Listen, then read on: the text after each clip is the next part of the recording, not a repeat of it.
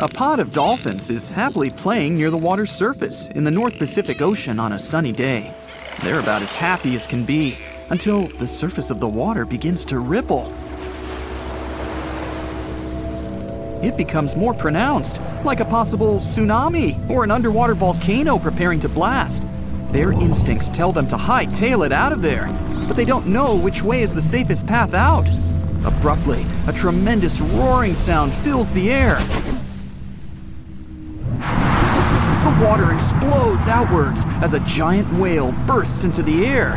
Hello, mama! Wait, that's no whale. It's an ichthyosaur, a giant sea dragon-type monster from the Triassic period.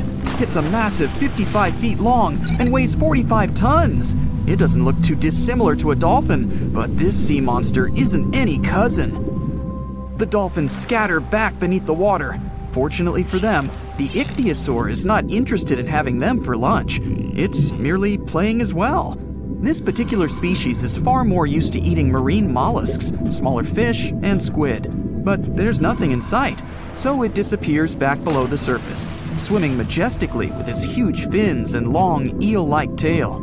It had once roamed the land, but like other prehistoric land reptiles, including modern-day whales and dolphins, it returned to the sea and evolved over millions of years. Its limbs have been transformed into flippers. Some species had digits on their flippers, or phalanges. They could almost pass for human hands. Well, hello there. Some possessed a dorsal fin. Their heads were pointed, and their jaws contained conical teeth to catch smaller prey. They had large eyes, probably used for seeing in deep waters. Their tail fin made for a powerful stroke. Like some other sea creatures, they could breathe air and were warm-blooded. They were sleek and as beautiful as some of today's ocean creatures. Unexpectedly, an underwater time vortex opens in front of it, sucking in everything in its path like an underwater black hole. The ichthyosaur disappears inside, flailing about, unable to control its journey back into the deep past. Soon, it spat out again into its own natural timeline of the Triassic period during the early dinosaur age, approximately 247 million years ago. It swims with others of its kind. They lived in herds or hunting groups, while varying forms evolved worldwide, such as the smaller Mixosaurus.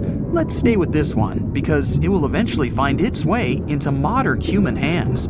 In evolutionary terms, the ichthyosaurs lasted for a very long time, millions of years. There are many complex factors involved with how they became extinct, but in simplistic terms, environmental changes brought out declines in smaller food groups and more brutal predatory groups.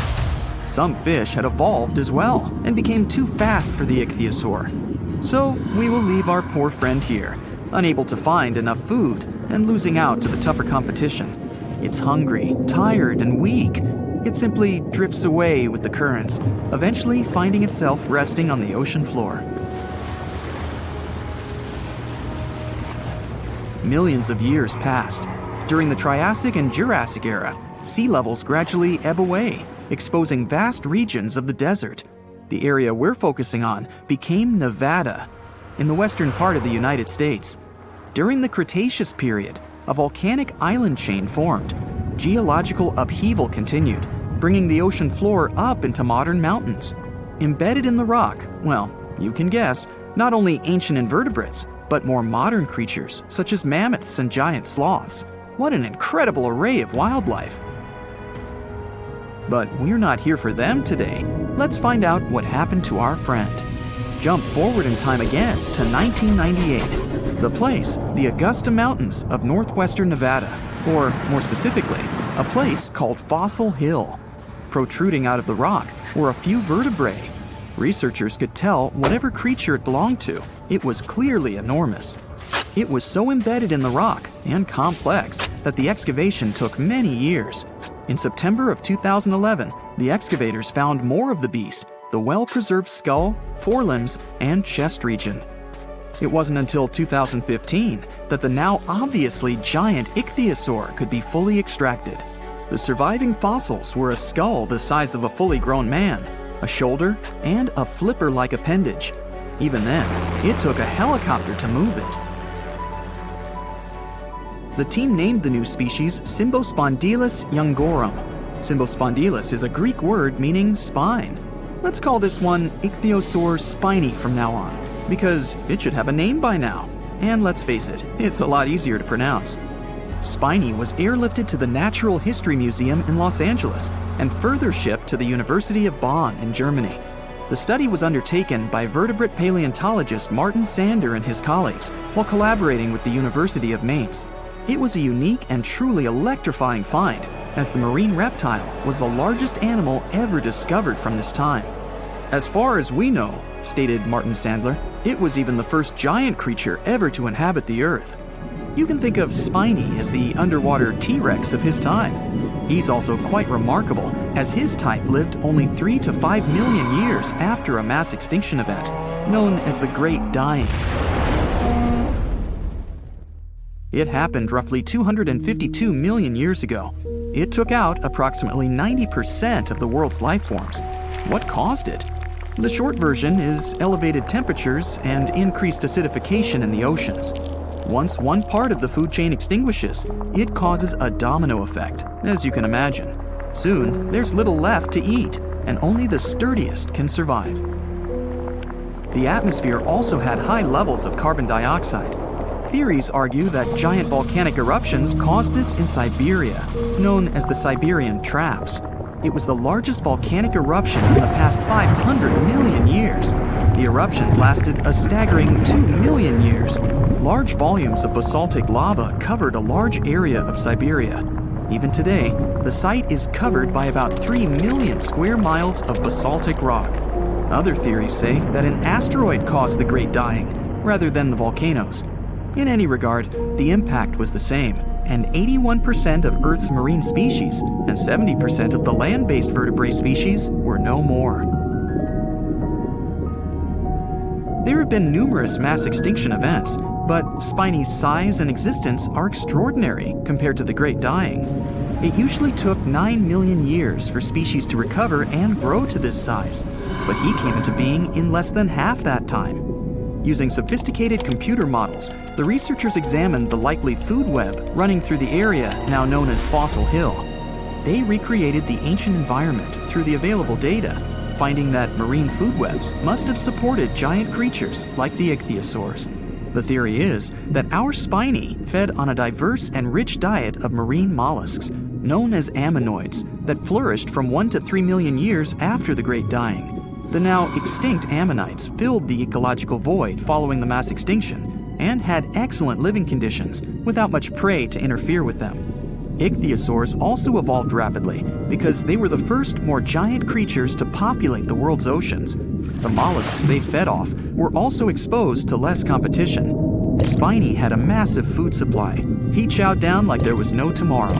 Unlike whales that become large due to eating foods like plankton, Spiny and his fellow species grew big on the ammonites, and it took them a much shorter time. That's a good message for you kids to eat healthily.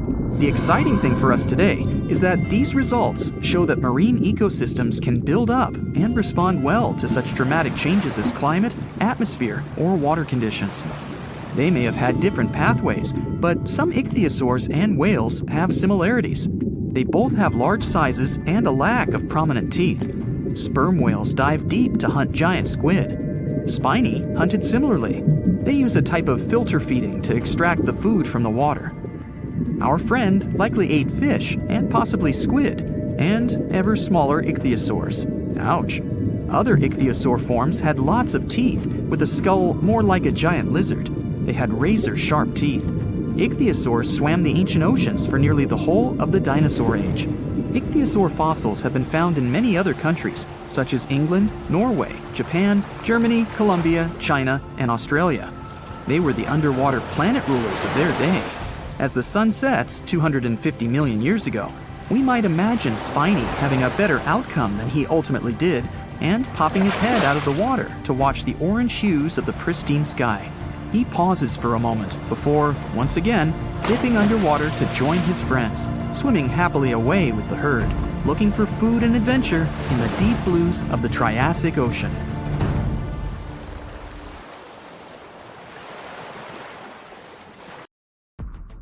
What's the scariest predator under the ocean? The crocodile? I don't think so. Loch Ness Monster? Please, it never existed. How about the Kronosaurus? Well, it is extinct, but you might be onto something. Let's take a look at what it'd be like if these creatures were still around today. First things first, what on earth was it? The Kronosaurus was a marine carnivore that lived in the cool, high-latitude Eromanga Sea. It covered vast areas of inland Australia between 90 and 120 million years ago, during the early Cretaceous period.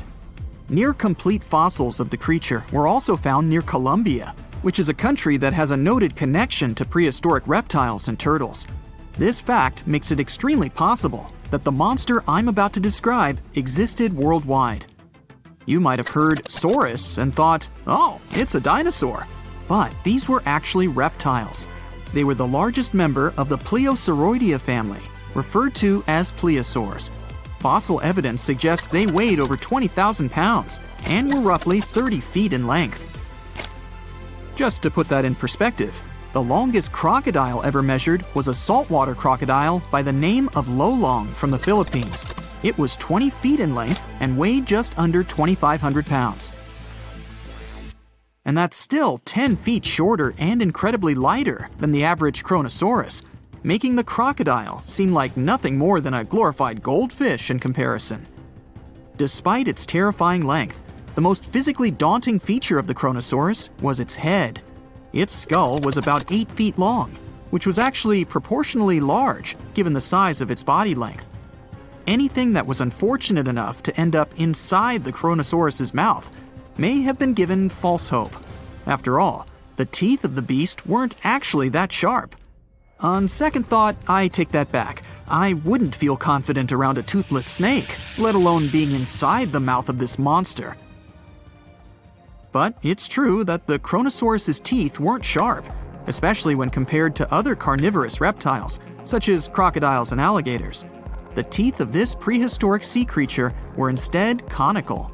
This means that they were cone-like in shape. Unfortunately, this lack of sharpness didn't make them less dangerous. The teeth were enormous and could be up to 12 inches long from the crown tips to the bottom of the roots. This obviously meant that the Kronosaurus had an extremely powerful bite. It was estimated to be up to 30,000 newtons, which is almost twice as powerful as the bite of a large saltwater crocodile. Because of the bluntness of their teeth, they weren't suited for twisting their prey once in their grasp. But the size and shape of the teeth made them perfect for simple open and shut biting. They would have had no problem crushing hard objects such as the toughest of shells any sea turtle could offer. Just like crocodiles, the Kronosaurus is believed to have had a short neck. This may have been an adaptation to allow the beast to successfully catch small, evasive animals. Their body, in general, was fusiform and streamlined. This means it was narrowed at both ends and had very little resistance to the flow of water. The Kronosaurus was also equipped with 4 paddle-like limbs. The hind limbs were larger than the front ones. They could span approximately 7 feet in diameter. All in all, this set the Kronosaurus up to effortlessly propel itself through the waters and be an ultimate predator. Predator X, if you will? That's the name that was given to the fossil of a creature discovered near Svalbard, a Norwegian island group, in 2009. The fossil was identified as a 50-foot-long, 100,000-pound monster with a bite force of 33,000 pounds per square inch. This might be the highest bite force of any known animal. Although Predator X is yet to be classified as any specific type of animal, it was definitely a plesiosaur like the Kronosaurus. And even if it wasn't Predator X, the Kronosaurus was still most definitely a ferocious titan when it roamed Earth's oceans. The Kronosaurus actually got its name from the Greek mythological figure of Cronus, the father of Zeus. Cronus was viewed as a titan from a generation of super powerful beings. So what was it that the Kronosaurus, this terrifying monster, actually feasted on to satisfy its appetite? This creature was known to eat sea turtles, squid, and other larger marine reptiles of that time, such as elasmosaurids and ichthyosaurs. This suggests that if crocodiles existed in the realms of the Kronosaurus, they too might have turned into lunch for the beast. There's evidence from the fossil remains of the Kronosaurus that suggests that they also feasted on sharks, which I know is a disappointment to those of you who view that beast as the king of the ocean. Not when the Kronosaurus was around, my friend. In any case, grounding all kinds of food into small pieces to help digest them would have been difficult without small teeth. This explains the presence of rounded stones found in many of the remains of these sea creatures. Researchers believe these stones may have been swallowed to control buoyancy or to help process food. It's also entirely possible they were accidentally swallowed while feeding on other animals from the seafloor. As if the Kronosaurus even needed to be a meanie with its already existing power and size, there's also evidence to suggest that it indeed might have been. It turns out that after using all its impressive attributes to catch its dinner, the Kronosaurus first liked to play with its food, like a cat does with a mouse. I guess since the hunt was so easy for them, they needed to get their fun from somewhere else. Well, I think now you should have a good idea about these creatures. So let's ask ourselves what it would be like if they were still around today. And by the way, why aren't they? Well, the Kronosaurus was completely finished off by the same KT meteor that took out the dinosaurs 66 million years ago. But even before this catastrophic event, they were coming under increased pressure from an even bigger and more vicious family of carnivorous marine reptiles known as mosasaurs. You can't always be a top dog, I guess, or rather, top marine reptile. But what if this never happened, and they were still roaming Earth? Well, this might be obvious, but can you imagine what kind of impact that would have on sea tourism? Based on the impact that famous movies about sharks and killer whales had, what do you think the presence of a Kronosaurus in the ocean would do to beaches? The very creature that would eat sharks and whales for breakfast. Beaches would certainly become a great place to go for a quiet walk, because nobody else would even be there. And what about such activities as boating, surfing, and scuba diving? You think anyone would dare try them, knowing that this 30-foot beast could be lurking beneath them? Let's give humans some credit and assume most of them wouldn't. This would cripple the global sea tourism industry, which is responsible for earning roughly $143 billion every year. Just to make sure this shocking point hits home, the most expensive yacht to ever roam the ocean was called the History Supreme. Its master bedroom was believed to have a statue made of T-Rex's bone and a wall made of meteorite rocks, as well as a 24-karat gold panoramic wall aquarium. Anyway, this yacht was worth nearly $5 billion, meaning you could buy 38 of them with the money lost in potential damages to sea tourism caused by the Kronosaurus. I'm sure that the yacht's owner was happy the beast never made an appearance in their luxurious aquarium. So luxurious, in fact, that some people believe the History Supreme, reportedly owned by some business genius from Malaysia, never even existed. Rumor has it that it was simply an elaborate hoax fabricated by the supposed designer. Anyway, I don't think the trouble would just stop there. People could actually be in serious danger, regardless of being near the ocean or not. No, I'm not about to tell you that this thing would grow legs, adapt to living on land, and start picking us off one by one. At least, I hope not.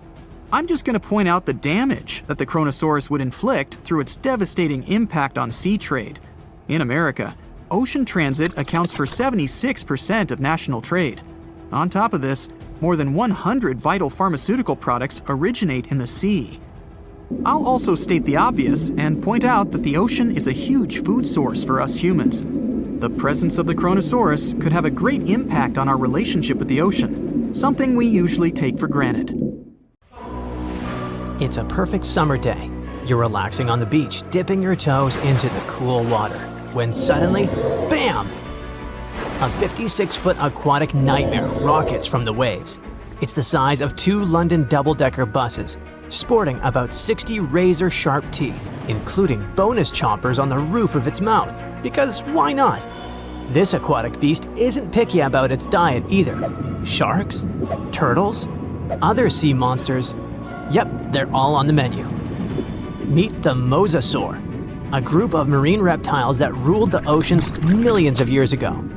If you've seen Jurassic World, you'll recognize them as the stars of that epic moment when a massive creature leaps out of the water to snatch a great white shark like it's sushi. That's a mosasaurus, and it's every bit as terrifying as it sounds.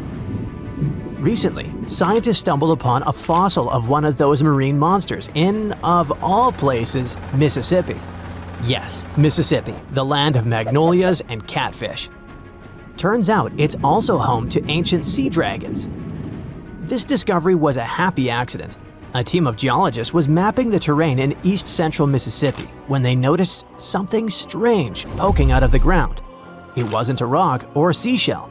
It was a vertebra, and a massive one. In fact, it was so large it barely fit in the hand of the scientist who found it. The fossil likely belonged to the largest known species of mosasaur, the Mosasaurus hoffmanni. Now, the biggest mosasaur ever found clocked in at a staggering 56 feet long. This new specimen hit a solid 30 feet at least, and while it might not break the world record, it certainly makes the crown for the biggest mosasaur ever discovered in Mississippi. Fun fact, that's still longer than the average RV, and with way worse gas mileage.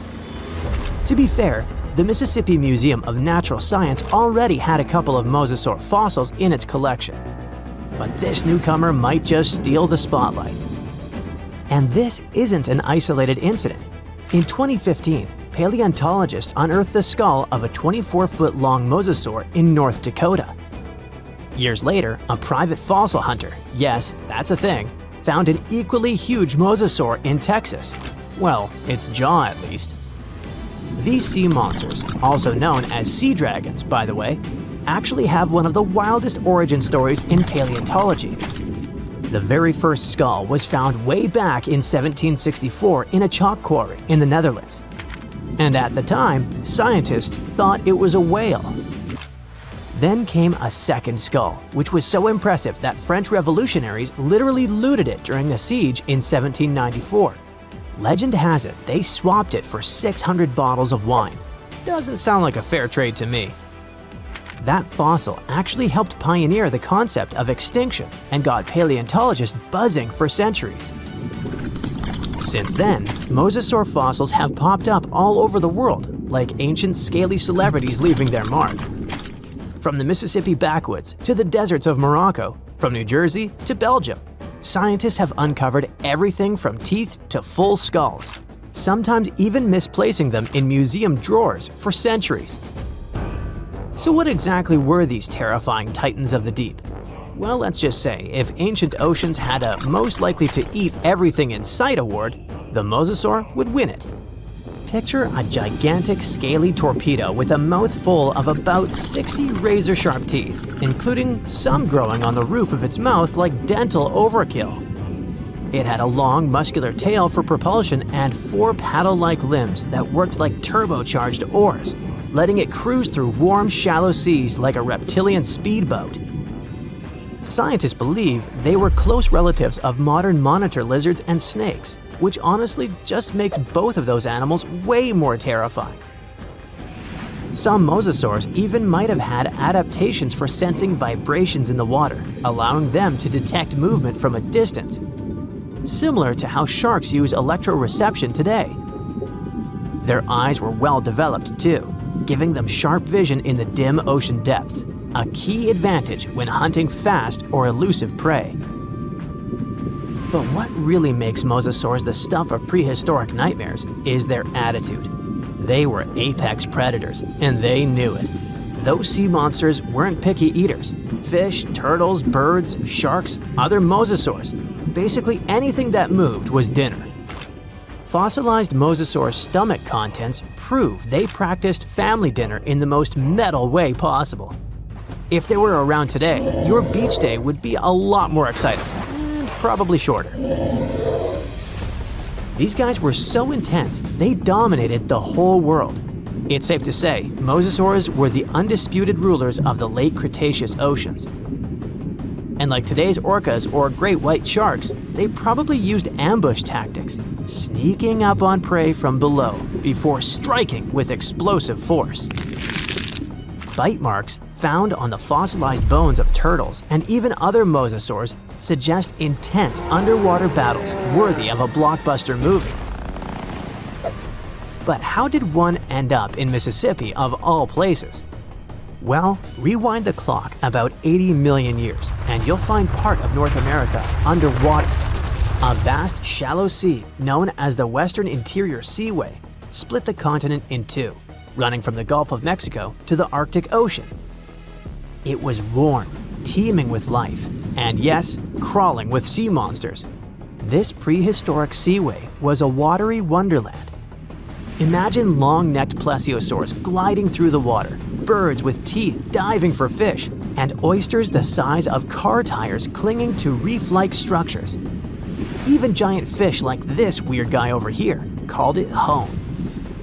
This ancient inland sea stretched over 600 miles wide in some places, but it was no more than a few hundred feet deep, making it ideal territory for predators like mesosaurs to thrive. The shallow depth also meant that their prey had few places to hide, turning the seaway into a prehistoric buffet. But the Western Interior Seaway wasn't a permanent fixture. As the Rocky Mountains rose, the seaway slowly disappeared. Over millions of years, it transformed from a shallow ocean to swamps and then to dry land. Today, what was once an ocean is now the Midwest, complete with cornfields, cows, and the occasional mosasaur vertebra hiding in the dirt. Now, this wasn't exactly the end of the mosasaurs. Sadly, even these monsters couldn't outswim extinction. Those massive sea beasts met their watery grave around 66 million years ago, when Earth got an unwelcome visitor, a 10-mile-wide asteroid. When that space rock slammed into what is now Mexico's Yucatan Peninsula, it unleashed destruction on a planetary scale. The impact triggered massive tsunamis, set forests ablaze, and shot so much debris into the atmosphere that sunlight was blocked out for months, maybe even years. This impact winter plunged Earth into a deep freeze. With sunlight gone, plants couldn't photosynthesize, and the food chain collapsed like a house of cards. On land, plant eaters starved, and predators like T-Rex soon followed. About 75% of all species on Earth disappeared. But don't think the oceans were a safe retreat. The seas were hit just as hard, if not worse. First came the mega tsunami that devastated marine life along coastlines.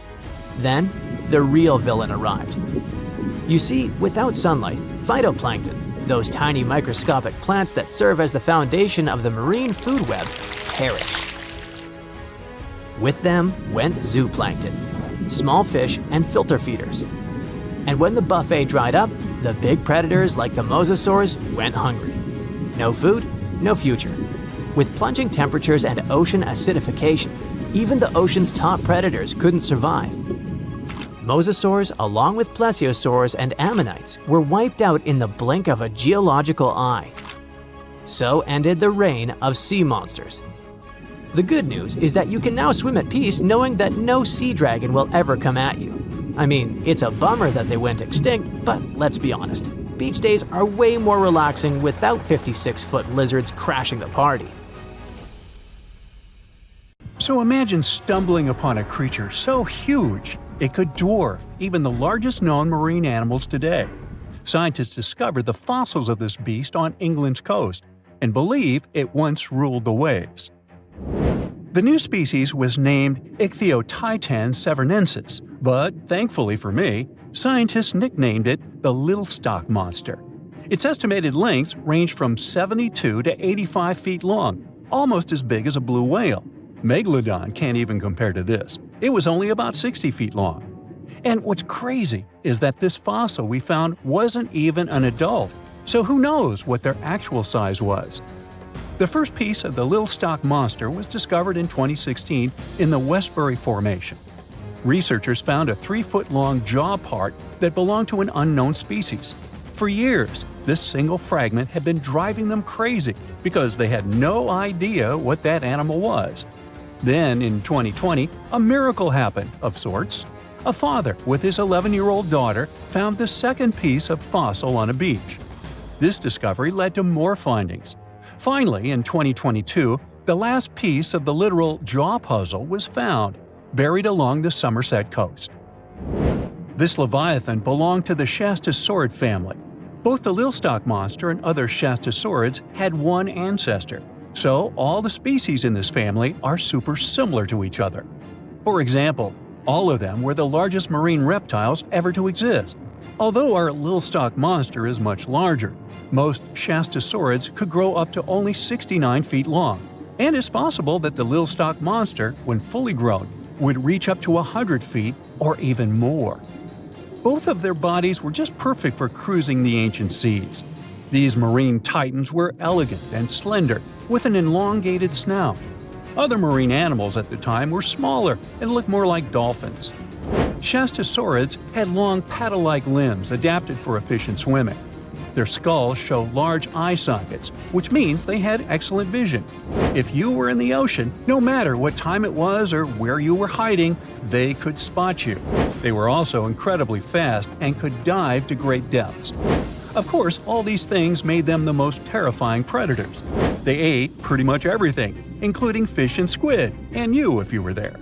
They probably captured their prey like whales, opened their huge mouths, and literally sucked the fish in. What made the Lilstock monster especially scary is that it wins in the jaw competition. For other Shastasaurids, their jaws were a bit weaker, so they hunted smaller fish, kind of like today's orcas. They required vast amounts of food. This shows us that the Earth's Triassic oceans had rich, productive food webs. But the Lilstock monster has this unique feature. It could open its jaw almost 90 degrees upwards. It also had tons of powerful muscles around. Its jaws were horrifyingly strong. So while others were hunting some squids, the Lilstock monster probably hunted large fish and even other marine reptiles. Fossils of Shastasaurids have been found everywhere in the world, from North America to Asia. This means that these creatures dominated and terrorized the oceans for millions of years, although even they weren't completely safe from scavengers. And that's exactly why we struggle to find these fossils now. Scavengers didn't leave any remnants of them. So, while we have some fossils of this marine family, they mostly remain a mystery for us. They lived in the oceans about 200 million years ago, in the late Triassic period. The Earth looked completely different back then. All continents were united in one Pangaea, a huge landmass. Some parts of this supercontinent were covered with lush conifer forests, while others were dry deserts and open prairies. It was before the famous Jurassic period, but there were already first pterosaurs and amphibians. It seems like those monsters were crazy resilient. The Triassic period was super unstable, but they survived through many changes in the environment. Well, until the last one. The Triassic extinction came out of nowhere. It was one of the Earth's big 5 extinction events.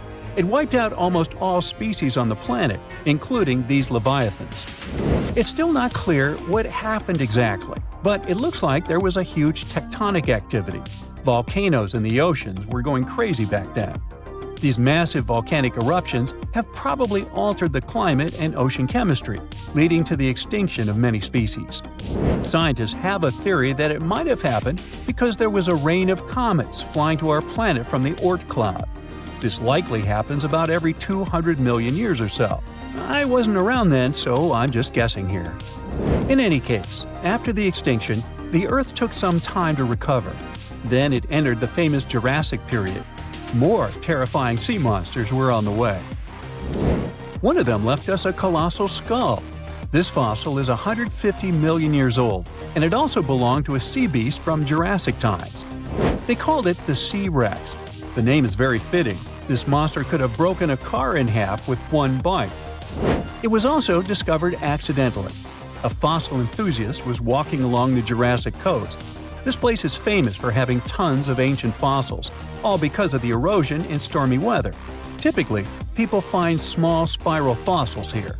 However, this time, he discovered a giant sea monster fossil. Excited, he contacted scientists. They arrived at the spot right away and then had to carefully climb down a cliff to search for the rest of the skull. This fragment alone is 6.5 feet long. Turns out, it's a newly discovered species of pliosaurs, giant predators of the ancient seas. Pliosaurs were among the largest marine predators ever. Some of them grew up to 40 feet long. They use their huge teeth to snatch and devour prey, including other reptiles. Well, at least those creatures are far gone. But what about the horrors that still live in our oceans?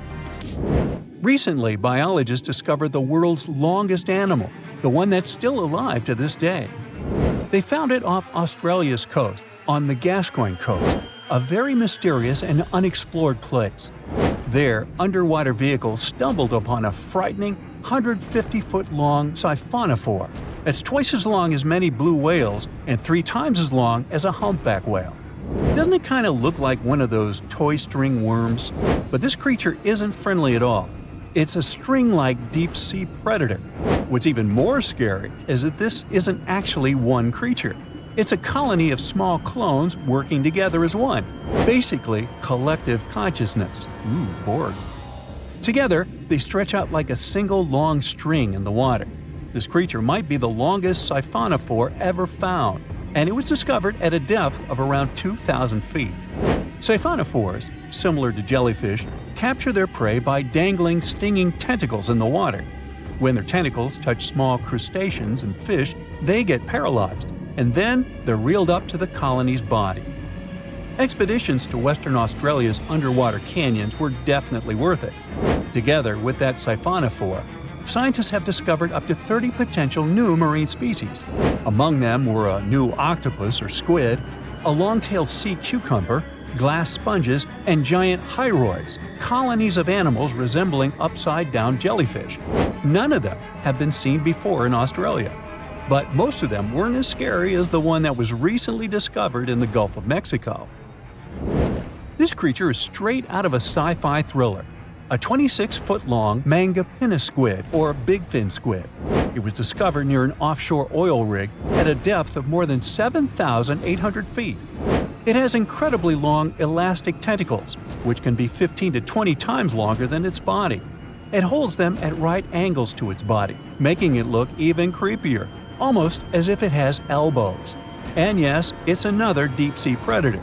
These 10 tentacles probably help the squid trap their prey and drag it onto the seafloor. We barely know anything about this extraterrestrial-looking creature because they're very hard to find and study. And if you think their tentacles are awful, just check out these creatures with 20 arms. This thing looks like a facehugger. This new species is lurking in the frozen depths of Antarctica. Experts were searching for cryptic sea animals known as Promachocrinus, or Antarctic feather stars. They're kind of similar to starfish and sea cucumbers, but have an otherworldly appearance and can live up to 6,500 feet below the surface. It's called the Antarctic strawberry feather star. Despite its pretty name, its appearance is anything but cute. It has a bizarre strawberry-like body from which 20 spindly arms branch off. Its coloring ranges from purple to dark reddish, and the arms all have different lengths and thickness. Who knows how many more of such scary creatures we'll discover in the future? Well, hey there! We dive back in time and into the oceans over 500 million years ago, just, because we can. Whoa! Watch out! It's not megalodone or giant sea reptiles you need to look out for here. It's a bizarre, unearthly-looking creature called Anomalocaris. The name means unlike any other shrimp, and I think you'll agree, it looks like a nightmarish cross between a shrimp and a modern-day centipede. 2 tentacles protruding from its face, each lined with razor-sharp teeth. Oh yeah, and this thing was about the size of your leg. With a wave-like movement of the flaps on each side of its body, it was graceful for a terrifying creature. It was also more advanced than any other life on this planet at the time. Especially those huge eyes. You have only one lens in each of yours. This giant shrimp had 16,000. That's 4 times more than a common housefly. And you know how good their vision is. Good enough to dodge that swatter every time. All this allowed Annie to become one of the first animals on this planet to feed on others. Yep, here it is. Earth's first hunter. Its favorite meal? Trilobites. Hey, trilobite. Those are the ancient ancestors of crabs. Some of their fossils have marks on them in the same shape as the monster shrimp's mouthparts. Terrors of the past like this got to be so giant thanks to more oxygen in the atmosphere. A perfect example of this, Meganeuropsis. Imagine a dragonfly. Now make it as big as a cat, and with a wingspan longer than your arm. Megan, the monster-sized dragonfly, could easily grab other insects or even small animals, and she ruled the air with quick movements. Back then, there were still no large birds or other airborne enemies for this behemoth bug, so it was safe and free to grow as large as this planet would allow. Piranhas of the past were also jumbo-sized. Mega piranha was about 3 times the size of the river terrors we have today. Its bite force was about the same as a tiger's, and those striped kitties bite down 2 times harder than lions. That means it probably not only dined on other fish and any land creatures that, got too close to the water, but it could also easily crunch down on large turtles and other unlucky shelled creatures.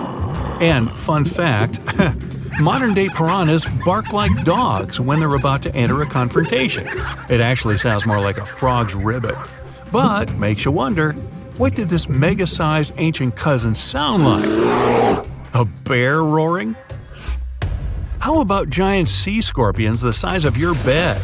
Go back about 460 million years, and you'd see them swimming under you. And watch out for that tail. Scientists still don't know if these creatures could use it to inject venom like your standard land scorpion, but something tells me I wouldn't want that thing anywhere near me. Then there's this guy, Therizinosaurus. Terry looks sort of like a goose with long arms. Oh, and did I mention this goose dino is about 2 stories tall and longer than a bus? Yow! Its arms make the T-Rexes look even more bite-sized, each 8 feet long, almost triple the length of T-Rexes. And on the end, razor-sharp claws the size of your whole arm. Now, don't worry about those lengthy claws too much, though. Terry probably used them to cut through giant termite nests. So, this huge reptilian goose was more interested in eating bugs and plants. Another mega monster for you, Megatherium. The giant ground sloth could look a giraffe straight in the eye and weighed as much as a hippo. It moved mainly on its hind legs and used its massive tail as support. He had huge paws with colossal knife-sized claws. The sloth could use them to defend itself from enemies and to bend tree branches in search of food. But the biggest danger to the giant ground sloth wasn't dinosaurs or saber-toothed tigers. It was our own species. Yep, humans showed up just in time to meet this fellow and to, eat him up. Titanoboa was a terrifying 50-foot snake, as long as the great Megalodone itself. It was also more than 2 times heavier than the heavyweight champion among snakes today, the green anaconda. Crocodiles were a regular on this serpent's menu. Titanoboa could swim 3 times faster than the fastest Olympic swimmer our species has ever seen. It was quicker and more dangerous in the water than outside it. And don't forget the boa part of its name. This massive snake wasn't venomous. Instead, it liked to squeeze. Remember that giant shrimp from earlier? Well, Opabenia looks like its teeny-tiny finger-sized cousin. And instead of 2 toothy tentacles, this thing had a vacuum hose coming out of its face. On the end of that trunk, what looks like a single crab claw. Add 5 eyes and a mouth under its head, and you've got a recipe for something not of this planet. Only it is. This creature used its trunk like an elephant does. Its claw grabbed food from the bottom of the ocean and brought it up to its mouth. This thing is so weird-looking that, apparently, when the scientists who discovered it presented his findings to an audience, they all laughed as if he were joking. Now, a real-life monster, the Tully monster. From a distance, it looks a bit like Nessie, that long neck and teeth-lined jaws. But get closer, and you'll see it's more like a long nose with a mouth attached at the end, like a mosquito. Its eyes are further back, sticking out of tubes all snail-like. Tully was an ancient mollusk, about the size of your forearm. It probably dined on jellyfish and shrimp 300 million years ago. Thylacus smilus will put a smile on your face as long as you don't get too close. No, it's not a relative of the saber-toothed tiger. It was a marsupial, making it more related to a kangaroo than anything. And if you compare them to body size, its fangs were actually longer than a saber-toothed tiger's. And they grew continuously. As for that beard on its chin, that's actually all chin. The lower jawbone grew down to a point under the mouth.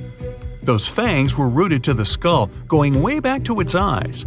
When the mouth was closed, that bony beard protected the long, sharp teeth from breakage. Staganapolis, not to be confused with Minneapolis, might look like a big crocodile with a squished-in snout, but it was mostly harmless. Its small head and very few teeth meant the reptile didn't have much to work with when protecting itself. That's what all those armored scales were for, and no need for huge fangs or long rows of razor-sharp teeth when you're a plant eater. That beak-like tip on its nose allowed the stag to dig up plants. So, really, this reptile was more like a 10-foot scaly pig than a croc. Basilosaurus was a type of ancient whale that lived on our planet about 45 million years ago. Not quite as long as a blue whale, but this guy was still big enough to munch down on other whales and even sharks. Some people believe these monsters could still exist today.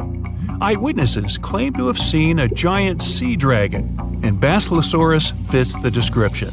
Plus, 90% of our oceans are unexplored. There's plenty of space to hide a sea monster. But scientists haven't found any fossils of this ancient whale younger than 3.7 million years. So, this myth is busted. Stegosaurus is one of the most recognizable dinosaurs that ever lived. It can easily be distinguished by those huge spikes on its tail and the bony plates on its back.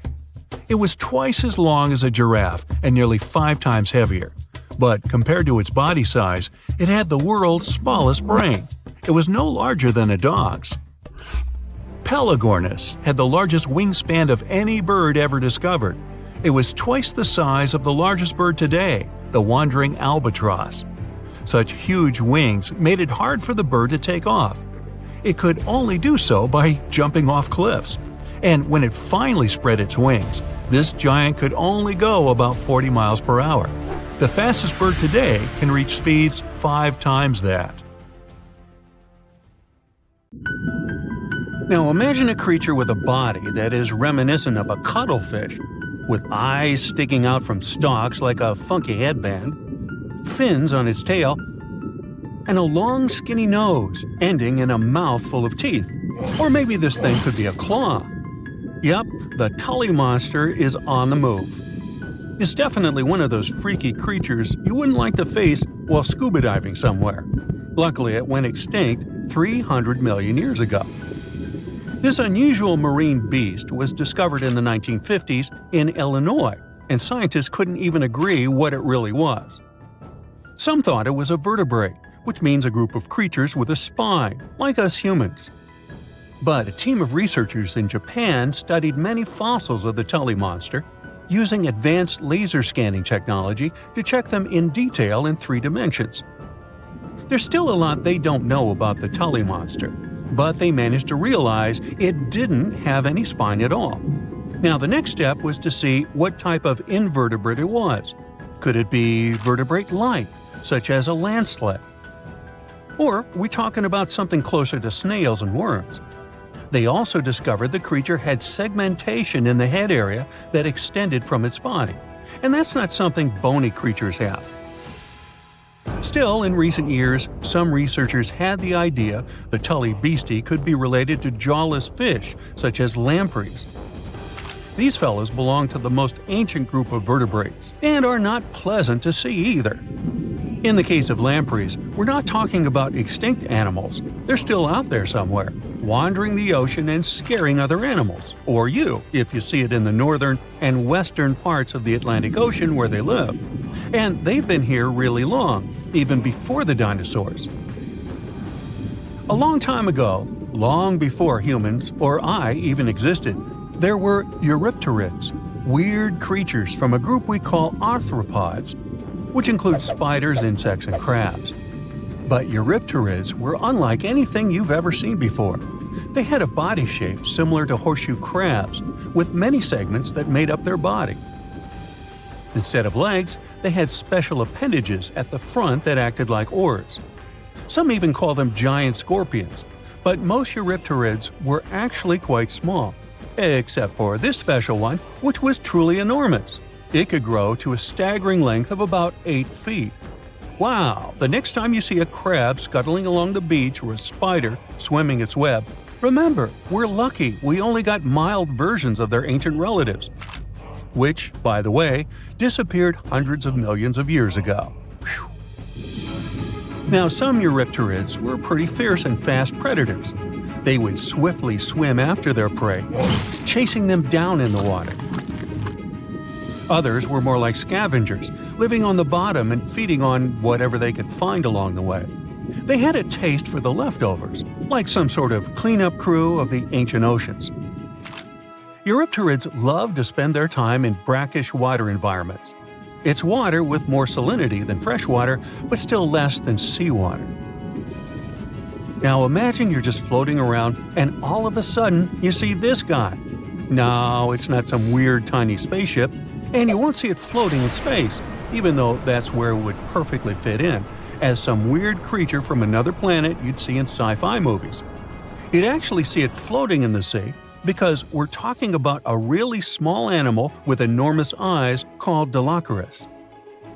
Each of its eye bulbs was about a quarter of its whole body length. That's what gives it that space look, like it might live on one of the oceans under the surface where we look for life, like Europa, one of Jupiter's moons, or Titan, Saturn's biggest moon. I could easily imagine creatures like Dilophosaurus giving us a warm welcome once we get to Mars, too. Dilophosaurus had great vision. It would keep a keen eye out for any movement in its surroundings. Once it noticed something, it would swiftly launch its spiky appendages forward. At first, these things looked like tools for fixing stuff, but Dilophosaurus actually used them to capture smaller arthropods. The unusual thing is that even though it had such great eyesight, Dilophosaurus still spent most of its time catching prey in brighter waters near the surface. And yet, scientists found its fossils in the rock layers that are more often associated with darker environments, where animals such as deep-sea crinoids and vampire squids reside today. It's confusing. But one of the explanations for this says it's possible these deep-sea creatures actually lived in shallower waters in the past and later ended up in the depths as the geography of our planet changed over time. No one knew what Dilophosaurus really was. It could belong to a group of arthropods, and it seems to me that's where most of the world's weirdest creatures are. Some believe it could be related to mantis shrimp, while others compare it to blind, worm-like crustaceans that live in dark underwater caves. And check out this enormous worm lurking beneath the sandy ocean floor, patiently waiting for its next meal to swim by. These ancient creatures were like stealthy predators, perfectly camouflaged in their sandy lairs. And now, 20 million years later, scientists have found the remains of their hidden hideaways. The burrow they discovered, shaped like the letter L, was found preserved in ancient sediment on the seafloor of Taiwan. It was around 7 feet long and only an inch wide.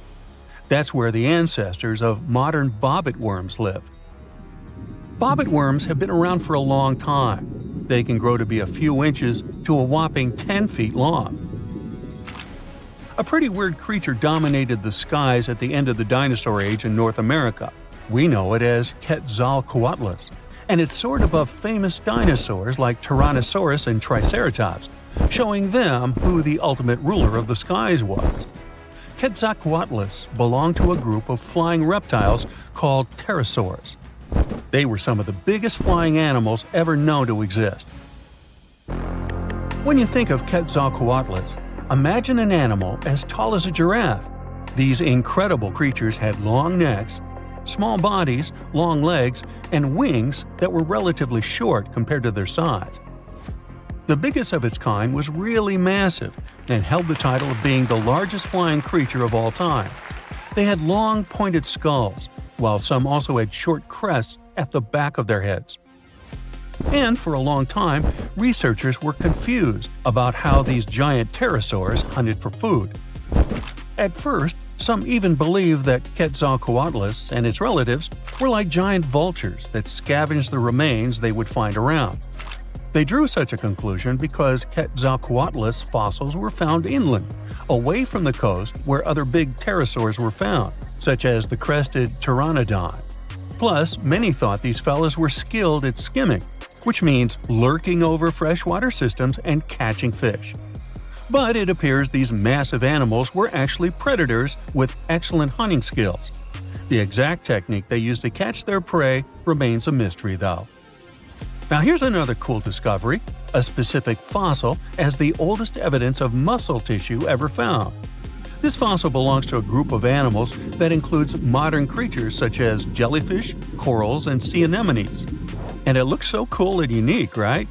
It has bundles of fibers arranged in a four-fold symmetrical pattern, similar to what we see in Nedardians today. This arrangement is different from any other fossil from that period. Now this fossil may look weird, but it helps us understand the evolution of muscle tissue in animals. They, well, all of us actually, got new options for discovering different feeding strategies and generally new things to do thanks to muscles. And it's not like scientists usually get to study fossilized muscles. It's more that they learn about that based on how animals feed, reproduce, move, and do other things. So this cool fossil suggests animals may have had an earlier origin than we used to believe. Want to high-five a sea creature? Well, put your hand up for the Tasmanian red handfish.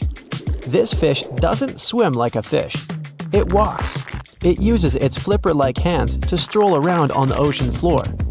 These bottom walkers are disturbed by swimmers and boats a lot. Some people even want to take them home as pets. I think it's better to just give them a wave and swim on by. The vampire squid. Its species name is Vampiroteuthis infernalis, which translates to vampire squid from hell. Oh yes, this vampire squid means to terrify everyone with its name, its dark red color, its spikes at the bottom, and the scary fact that it can basically turn itself inside out. The vampire squid loves putting on a good show, but it's as harmless as a kitten is to humans. It's as if Dracula scared the pants off you, but he didn't have blood-sucking fangs. The vampire squid feeds on food particles from plants and animal matter floating near the ocean's surface. Since they're not predators, they need good defensive strategies, and their vampiric look is designed to ward off large creatures who want to eat them. Turning themselves inside out is a defensive mechanism since the spiky areas in the inner skin are more intimidating. They also shoot out a substance that does not have color, but is packed with bioluminescent particles to distract predators. The vaquita. Going out on a boat off the coast of Mexico sounds like the perfect vacation. The sun, the blue water, the most endangered sea creature. Wait, what? The vaquita isn't dangerous, but don't expect it to stick around to say hello or sign any autographs. It's incredibly shy. This little cow, that's what it means in Spanish, is one tiny sea mammal. With those black markings around its eyes, it looks more like a sea panda to me. Seeing one should make you feel very special. They're on the brink of extinction, mostly because they get caught by accident in fishing nets. It's estimated that there's only 10 left in the wild. The blue dragon.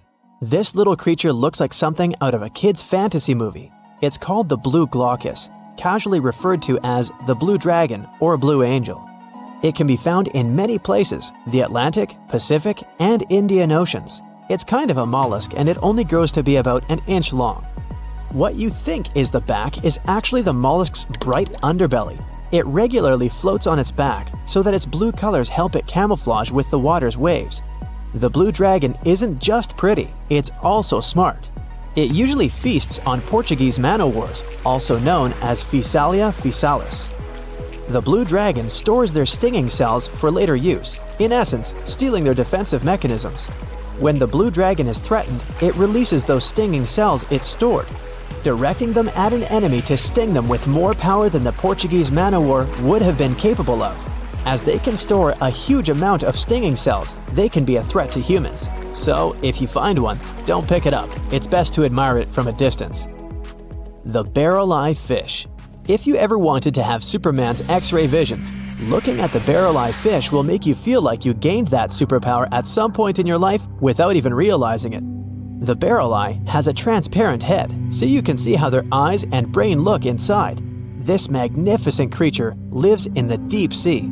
This is the lowest level of the ocean, where strange creatures roam in near freezing temperatures and constant darkness.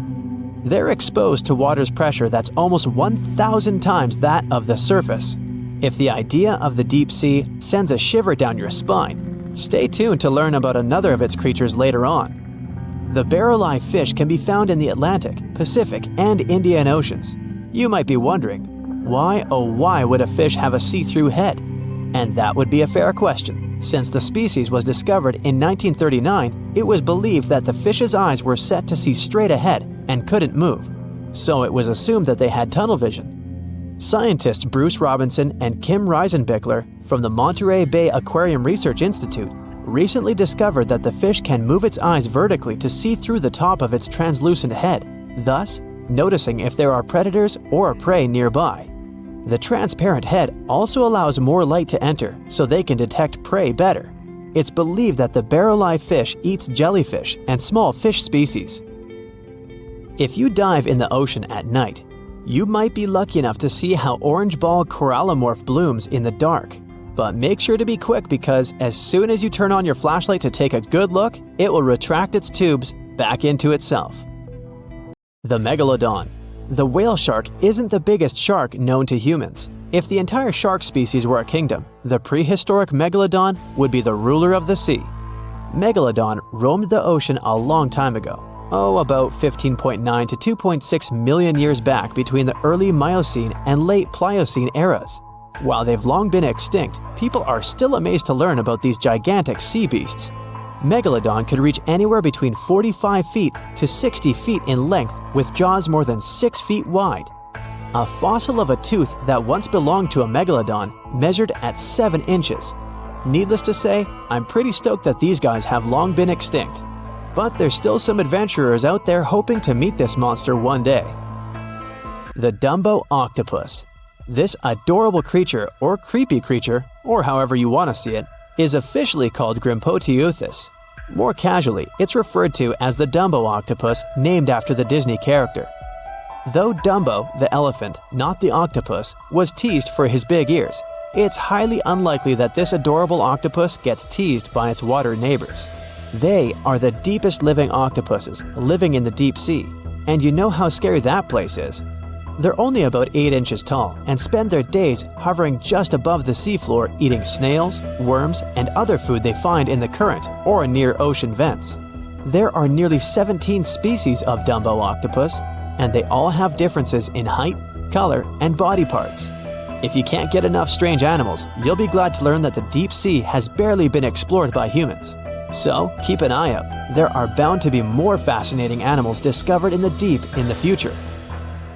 The sea angel.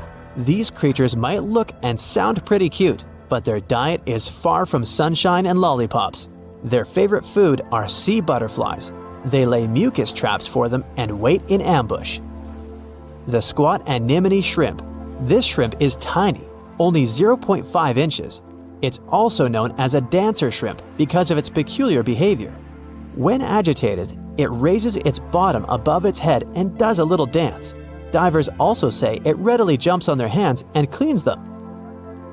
The coconut crab. This guy may look pretty creepy, especially when the sun goes down. Mature coconut crabs are around 3 feet in length. Their preferred foods are coconuts, but they can also hunt down lizards and even large birds. The slender snipe eel. Slender snipe eel is a slim and long creature that's still a mystery for marine scientists. It's 4 feet long and it has at least 750 bones in its spine, which is much more than any other animal in the world. The sea pen. Sea pen is 7 feet long and it has a lot of varieties, but most of them look indeed like a pen or a quill. The similarity is even more striking when the animal has a water-filled bulb that anchors it to the floor. the Persian carpet flatworm. This creature looks indeed like a carpet, despite being very small by comparison. It's only 4 inches long, able to become both male and female. It doesn't really mate with other flatworms. Rather, it fights them for the right to bear posterity. The flamingo-tongued sea snails. Tourists love these extraordinary snails for their pretty colors, thinking it's a shell, but in fact, the shell is quite dull and hidden underneath colorful soft tissues. They eat softer, toxic parts of corals and store their toxins to protect themselves. Something exciting and kinda unexpected popped out among the rocks of the Ica Valley in Peru. The bones of a really old whale that lived almost 40 million years ago. At first, no one was really impressed because the bones they found were big and weirdly shaped, so people just thought they were looking at giant boulders. I mean, that's cool too, but things got way better when they realized those were the remains of a very large ancient animal that roamed along the coast of ancient Peru. Plus, it was probably the heaviest creature that ever lived. Sorry, blue whale, I know you worked hard to get to the top. The length of over 100 feet and weight of more than 200 tons brought you the status of the biggest animal on our planet.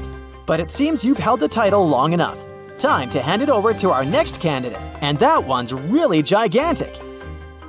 This ocean beast was probably shorter than the blue whale, but heavier, with a weight that could be between 93 tons and 370 tons. If it's closer to the higher number, it'll make Perseus the biggest animal ever known to have lived on Earth.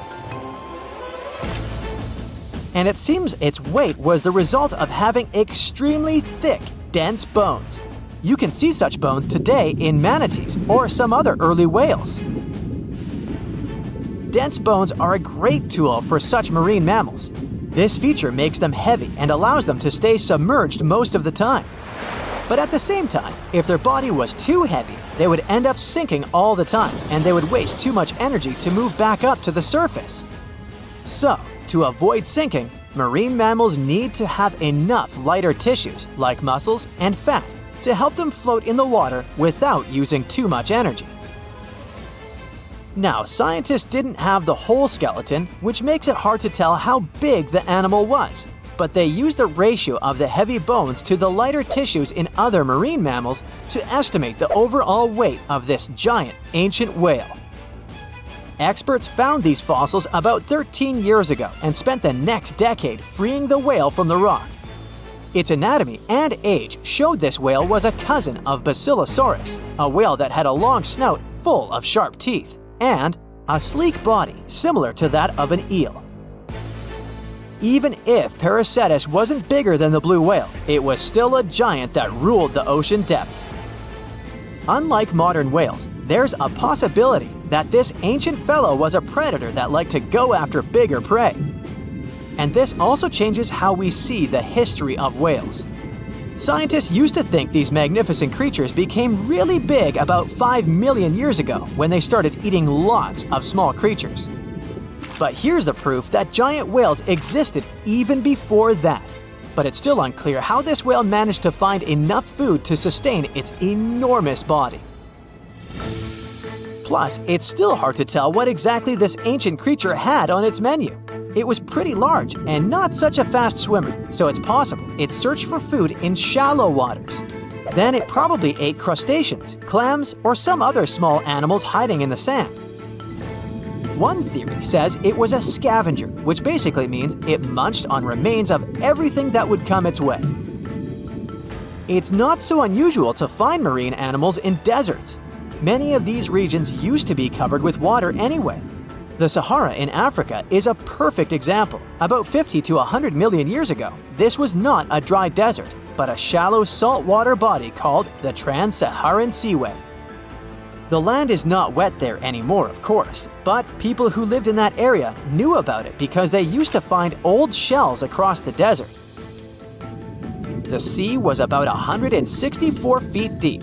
That sounds enough for a nice swim. Some would say this area looked like modern Puerto Rico, with lots of sun and shallow water. Mangrove forests were a common thing as well as seafloors covered with mollusks, like snails and clams. The marine sediment that was left behind after the sea had dried up is full of different fossils. And the animal that lived in that ancient underwater world didn't look friendly. Plus, they were much bigger than their relatives from modern times, so a regular-sized human would end up as a snack, not even a whole meal. Normally, when animals live on small islands, they can become much bigger than their relatives from the mainland. This is something we call island gigantism, and it happens because there are more resources or fewer predators on islands. Maybe the same thing happened in the Trans-Saharan Seaway.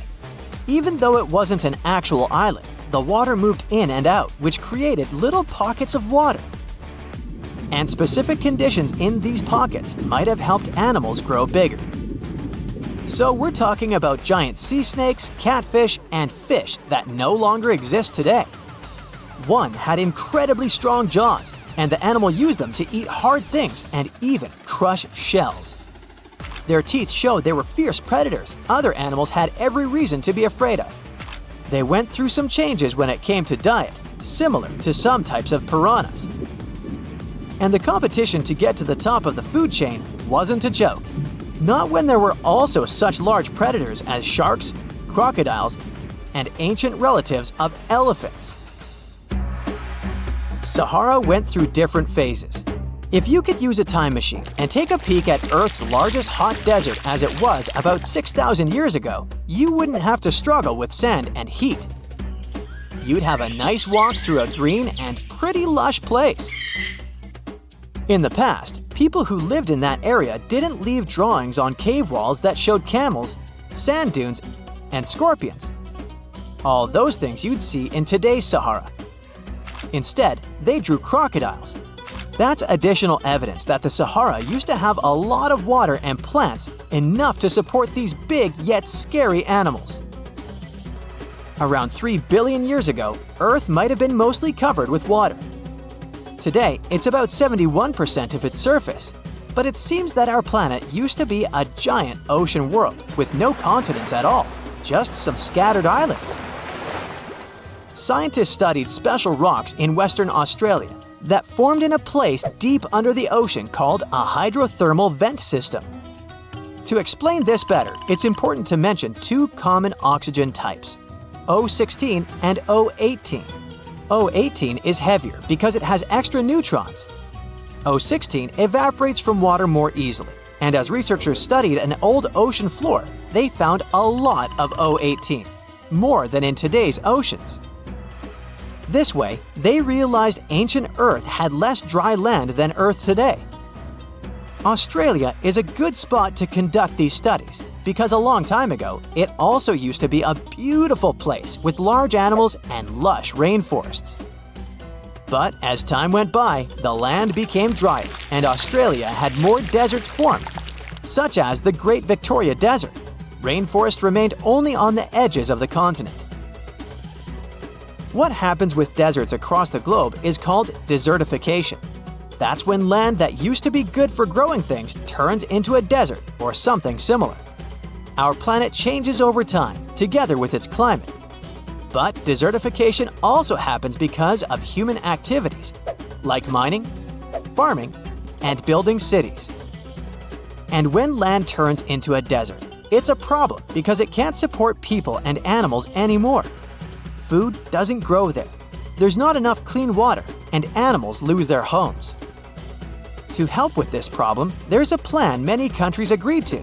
They decided to work with farmers to take care of the land, fix damaged areas, and manage water better. All in all, to make our planet a better place for life. Think you know what lurks in the depths of the ocean? While nearly 95% of our oceans haven't been explored yet, it's hard not to let your imagination run wild. But thanks to brave explorers, deep-sea cameras, and awesome archaeologists, we do know about some pretty incredible sea creatures living in our waters today, and millions of years ago. From the 9-foot spider crab to the 60-foot prehistoric megalodone, these sea dwellers come in all shapes and sizes. But let's focus on sea creatures famous for their huge size. Can you guess which living species of whale is the largest? Well, it's not the orca, but that's a good guess. The orca is a toothed whale that can grow to anywhere from 23 feet to 32 feet, which is slightly smaller than a school bus. How about the narwhal? Nope, they're not the biggest either. These unicorns of the sea live mainly in Arctic waters and only grow 13 feet to 20 feet in length, and that's including their 9-foot tusk. Tired of guessing? Okay, I give in. The largest whale that still exists today is the blue whale. At a jaw-dropping 82 feet to 105 feet, the blue whale is not only the biggest whale we know of, but is currently the largest animal to have ever lived on Earth. Seriously. These animals are bigger than a T-Rex, and even the prehistoric megalodone. If you were to put a blue whale next to a school bus, it would look like it could swallow it. Think about that. According to National Geographic, a blue whale's tongue can weigh the same as an elephant. And their hearts can weigh as much as a car. That doesn't even sound possible. It's no wonder these giants need to eat about 4 tons of krill every day. While there aren't too many animals living today that can compete with the blue whale's epic proportions, there is an entirely different species that is a good contender, and it's not quite what you would expect. It's a jellyfish. No, I'm not talking about the little jellyfish that wash up on the shore and ruin a perfectly good day at the beach. I'm referring to the lion's mane jellyfish, the biggest jellyfish around. This invertebrate can grow up to 120 feet long. They also come in different gorgeous colors like red, purple, or even shades of orange. As if their length wasn't impressive, the lion's mane jellyfish boast a whopping 8 sets of 70 to 150 tentacles. That means they can have up to 1,200 in total. And here's the giant oceanic manta ray, the largest type of ray in the world. Their wingspan can be longer than a bus. These guys can reach 30 feet in length. They also have the biggest brain compared to body size among all fish. Unlike their stingray cousins, mantas don't have venomous tails. And while the lion's mane jellyfish and the blue whale are yet to be beaten for the longest sea creature, there is one marine creature that can grow even larger in length. The Portuguese Physalia physalis, tentacles and all, can reach a length of 165 feet long, and that's according to mentalfloss.com. While this thing may look a lot like a jellyfish, it's actually known as a siphonophore, and there are hundreds and sometimes thousands of them that are genetically identical. Their long tentacles help the organism catch prey, and its sting is fatal to most animals, even humans in some cases. What's even creepier is that if one of the tentacles comes off the organism for whatever reason, it can float around the water for days before decomposing. Even if it's detached, this tentacle can still sting you, but don't go running out of the ocean just yet. Your chances of being hurt by a Portuguese Physalia physalis sting are pretty slim. However, if you do get stung, the side effects aren't pretty, with welts, stomach cramps, an elevated heart rate, and an upset stomach. While you don't want to go anywhere near these long creatures, they sure are pretty to look at. Check out all those colors. The Shastasaurus is the biggest marine reptile that has ever existed. These predators lived during the late Triassic period, about 210 million years ago. These amazing giants could reach lengths of up to 69 feet and weighed more than 75 tons. This made the Shastasaurus as heavy as a blue whale. And if you could stand this creature up vertically, it'd be as tall as a 7-story building. Despite appearances, the Shastasaurus was actually pretty slim for its size. Its ribcage was only 6 feet across. You'd think that this big guy was chowing down on other dinosaurs, but that's not the case at all. This reptile survived on a diet that consisted of small fish and cephalopods, like octopuses and squids. The Albertonectes is a bright representative of the plesiosaur family, meaning that this marine reptile had a small head on an incredibly long neck and large flipper-like limbs that helped it move through the water. These creatures occupied the seas around North America 76 to 70 million years ago. The length of this sea monster could reach 38 feet, with its neck taking up 23 feet of that length. Its neck was a true record breaker. It had a whopping 76 bones in it. No other animal known to humankind has had so many vertebrae in its neck. Scientists aren't sure why they needed such a lengthy neck. They might have used it to collect shellfish off the seabed, or perhaps it helped them capture their main prey, fish and squids. This aquatic reptile also had gastroliths in its stomachs. Some of them were as big as 5.5 inches in diameter. The Tylosaurus belonged to the mosasaur family. It dominated the shallow seas of North America about 85 to 80 million years ago. This was an enormous predator, with the biggest representatives reaching 45 feet in length. It had a narrow hydrodynamic body with a blunt, powerful head that the animal used to ram and stun its prey. Its body was equipped with agile flippers and a long tail decorated with a maneuverable fin. The Tylosaurus was a carnivore, and its diet included not only fish, turtles, and small sharks, but also other mosasaurs, plesiosaurs, and flightless birds. Meet Ophthalmosaurus. This prehistoric reptile thrived during the late Jurassic period and lived in oceans all over the world. Ophthalmosaurus weighed somewhere around 6,000 pounds and grew to approximately 16 feet long, according to newdinosaurs.com. That's about the same length as the beluga whale that exists today. It's too bad these guys went extinct before we had a chance to see them ourselves, as their cartoonish wide eyes and dolphin-like features are pretty darn cute. Of course, the Ophthalmosaurus evolved over time to become ophthalmologists, or eye doctors that we know today. No, that's just a lie. Just testing you. The Mosasaurus is a truly gigantic predator that dominated the seas all over the world about 66 million years ago. According to fossil evidence, some specimens could be more than 50 feet in length. This fact makes the Mosasaurus the biggest marine carnivore of its time. One of the most terrifying things about this creature was its crocodile-like head, decorated with literally hundreds of razor-sharp teeth, neatly organized in 2 rows on both jaws. The thing is that it was pretty challenging for the Mosasaurus to grab its prey in the water. That's why it had all these teeth, plus something special: pterygoid teeth anchored to the bones on the roof of its mouth. This made hunting and holding onto its prey much easier. The Styxosaurus belonged to the plesiosaur family and lived during the late Cretaceous period, around 85 to 70 million years ago. Upon first glance at this dinosaur, you might mistake it for a sea snake, and it'd be an honest mistake. How heavy is the largest living snake? How can a snake eat a whale? Get ready, I'm about to answer these questions. Before the last ice age, giant mammals like mammoths ruled the world. The modern animal kingdom we're familiar with was shaped around 55 million years ago. I mean, there were still 1,000-pound bear dogs living from Asia to America. But modern whales, for instance, began to appear later. I'm saying modern whales because, surprise, surprise, whales weren't always fully aquatic.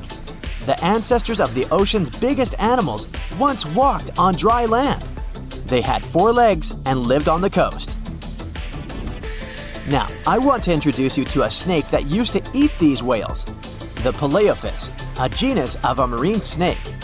Scientists say it's hard to understand how big the Paleophis was due to its fragmentary fossil record. They assumed that it could have reached up to 40 feet long.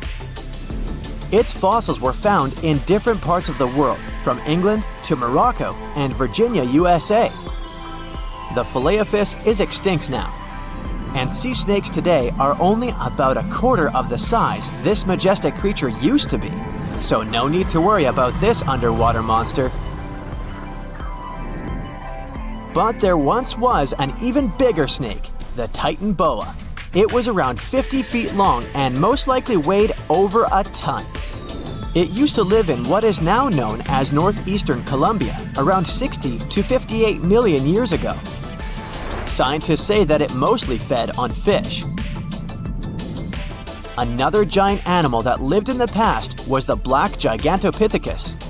These primates aren't related to gorillas. They lived in the area of modern China. Some people believe that they're still alive, but so far, no one has laid eyes on them. Some people even go further and say that the stories of Bigfoot or Yeti are based on these animals. This rodent became extinct about 2 million years ago. Its main habitat was South America, more specifically, Uruguay. What's astonishing about this species is that it was the largest rodent ever known. It was bigger than a bull. Scientists believe that it weighed up to 1,000 pounds. A distant relative of this rodent is still alive today. It's called the pacarana. It's a rare animal that lives in South America. It weighs up to 33 pounds and measures up to 31 inches, not including its cute and fluffy tail.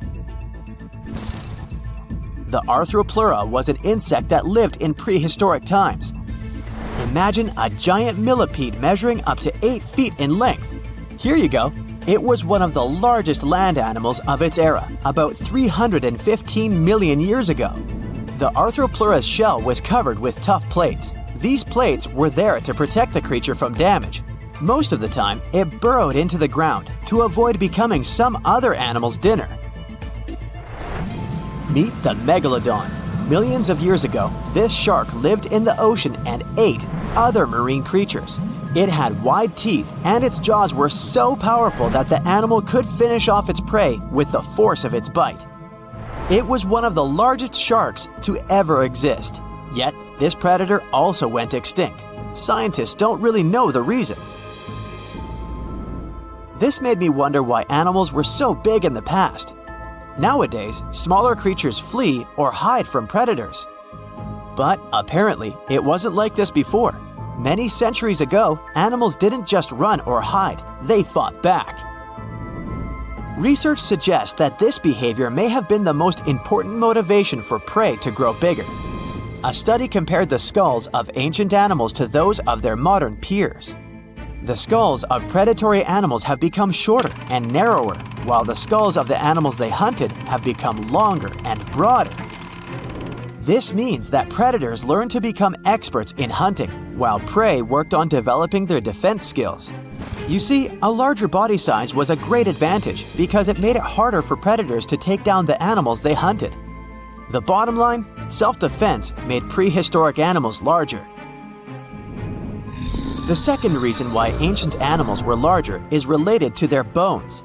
They had hollow bones, which are lighter than solid bones. This type of bone allowed large animals to move quickly. Let's take sauropods. They were a dinosaur subgroup. Sauropods had giraffe-like long necks and snake-like long tails. Compared to their body size, their head was really tiny. But since their bones were quite light, they could move around without having to carry additional weight. The eating habits of these animals were also related to their body size. When experts examined the fossils of one extinct mammal species, they found out that these animals had a diet that was high in nutrients and low in fiber. And this mammal was the largest land animal of its period. In other words, following this diet, mammals could grow to be very large. There was plenty of food out there, so they didn't have to worry about finding it. Fun fact, these animals also took chewing out of the picture. They could swallow their food in large pieces instead of taking small bites. Environmental conditions also played an important role in the evolution of larger animals in prehistoric times. Those animals tended to live in warm, moist climates that provided them with a lot of food. They didn't have to compete for food sources. Researchers believe that because of these conditions, natural selection worked in a certain way. I mean, body size was more important than such traits as agility and speed. Oh, and did you know that large animals tend to produce more carbon dioxide? And ultimately, a bigger volume of carbon dioxide increases the amount of vegetation in the animal's habitat. As for the abundance of oxygen in the atmosphere at that time, it could be another vital element for some animals' growth. A good but scary example of an animal that benefited from the high levels of oxygen can be the cockroach of the Paleozoic era. At that time, cockroaches were the size of modern house cats. Now this one would give me the chills if I ever faced it. Ugh. What about today? Well, there are over 3,000 species of snakes on Earth. The smallest snake in the world is the Barbados thread snake. It's only around 4 inches long when fully grown, and the largest one? It's the reticulated python. This snake reaches around 20 feet in length. The longest python was discovered in 1912. It measured 32 feet long. As for the largest and heaviest reticulated python, it was named Medusa. Medusa was approximately 25 feet long and weighed 350 pounds. These reptiles lived in Southeast Asia in rainforests, woodlands, and grasslands. Don't be confused though, the reticulated python isn't the heaviest snake in the world. This title belongs to the green anaconda. It weighs approximately 500 pounds. Green anacondas are found in South America and Trinidad in damp, humid areas. I have a bonus for you. Here is a flying snake. You can find these snakes in Southeast Asia. They don't fly like birds, of course, but they do use the power of flight. They can go as high as 300 feet. They leap from tree branches into the air. Once they take off, it's all about aerodynamics. Their main technique is flaring their ribs and pulling in their abdomens. While airborne, they undulate from one side to another and slightly up and down. This motion helps snakes to turn and glide. Why bother with all this if they can just crawl in an old-school way? Scientists aren't sure, but they believe it might be related to escaping from predators. This way, they move from one tree to another without having to get down to the ground. Every now and then, people discover fossils of animals that lived millions of years ago. These ancient discoveries continue to capture our imagination. Which of these animals would you like to see alive? The Meg, aka Megalodon, roamed the oceans long after dinosaurs were wiped out by the Great Meteorite. It was one of the largest and most dangerous hunters that have ever lived on Earth, as well as the biggest shark. But then, about 3.6 million years ago, the last of its kind disappeared from our planet, leaving only huge teeth for modern archaeologists to keep finding. There are a few theories about why it could have happened, but scientists might have found the true reason. The Megalodon, which means big tooth, was the largest shark ever to exist.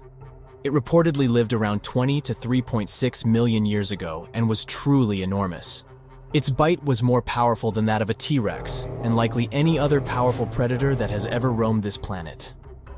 It's probably not surprising since this marine creature had extremely strong jaws that could span from 9 to 10 feet wide.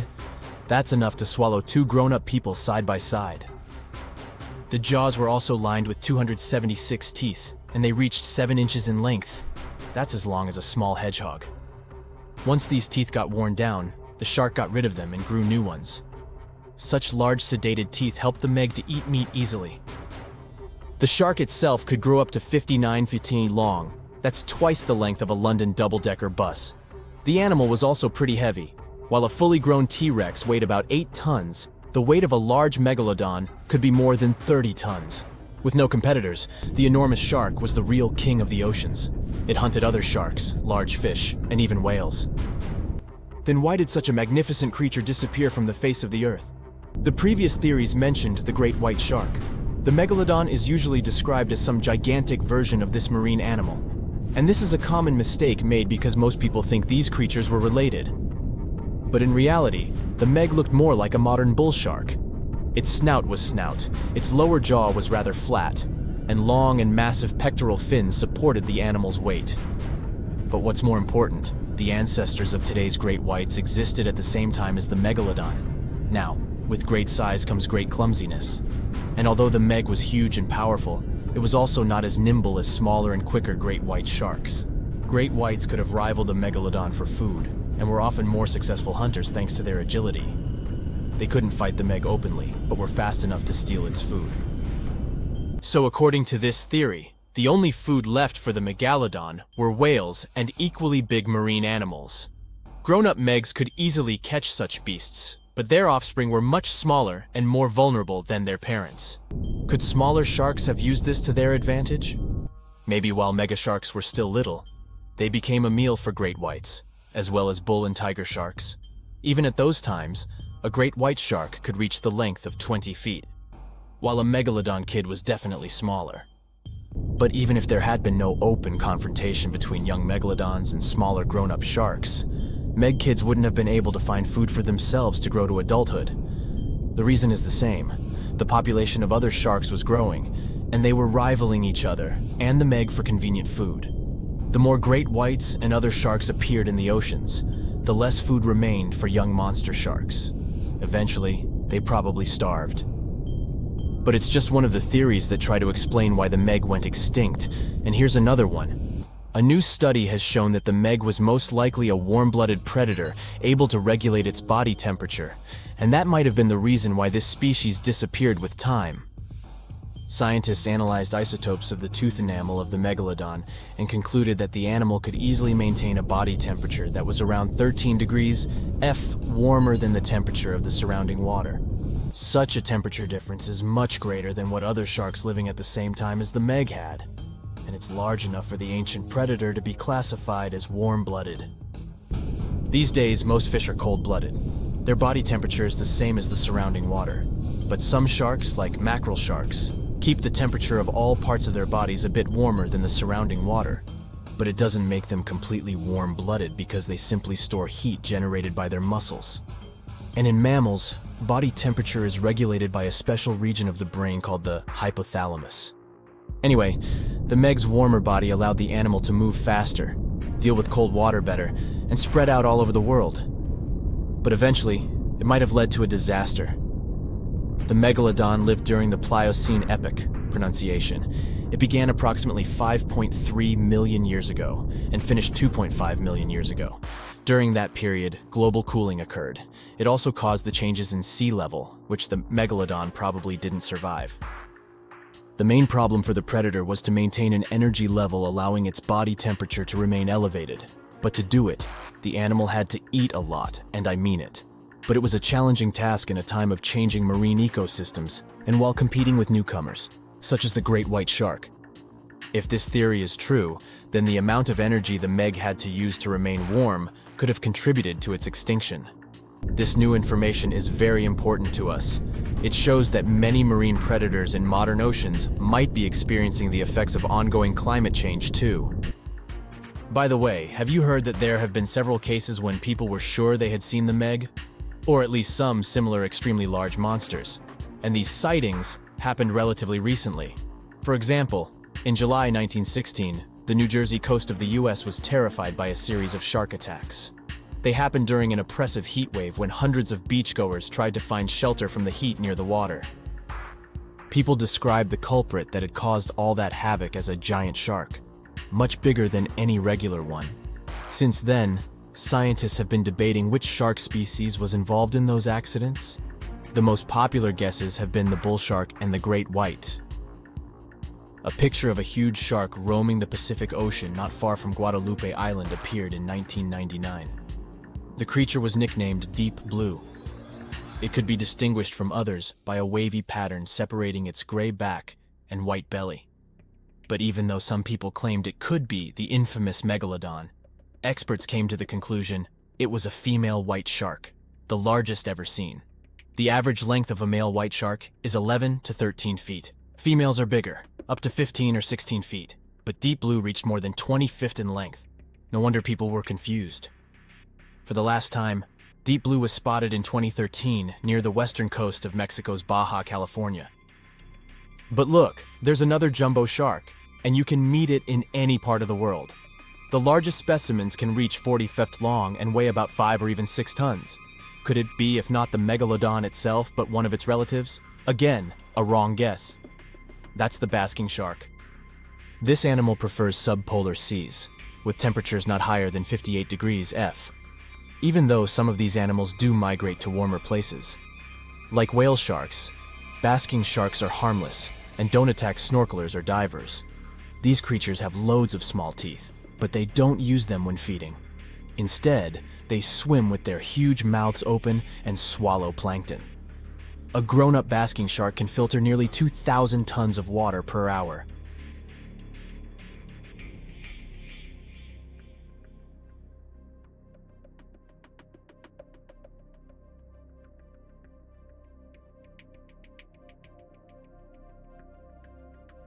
The deep sea is not all about singing mermaids and dancing crabs. It's actually filled with monster-like creatures that'll give you nightmares. So, if you're ready to meet them, grab your scuba gear and let's dive into the deep, mysterious waters to discover their fascinating and scary world. With its menacing appearance, one could call this fishy the vampire of the sea. Well, named for their disproportionately large, razor-sharp fangs protruding from their mouth, fangtooths are actually quite small and harmless to humans. These choppers are actually more for catching prey than causing trouble, so there's no need to panic if you see one. And you'll be even more relieved to know that it's kind of unlikely for you to come across a fangtooth, since they are among the deepest living fish. A regular day in the life of a fangtooth looks like this. By day, they prefer to remain in the gloomy depths. Me too, fishies, me too. It's only towards the evening that they migrate toward the surface to have a feast under starlight. Ah, how romantic. And by daybreak, they return to the deep. What a chill schedule, am I right?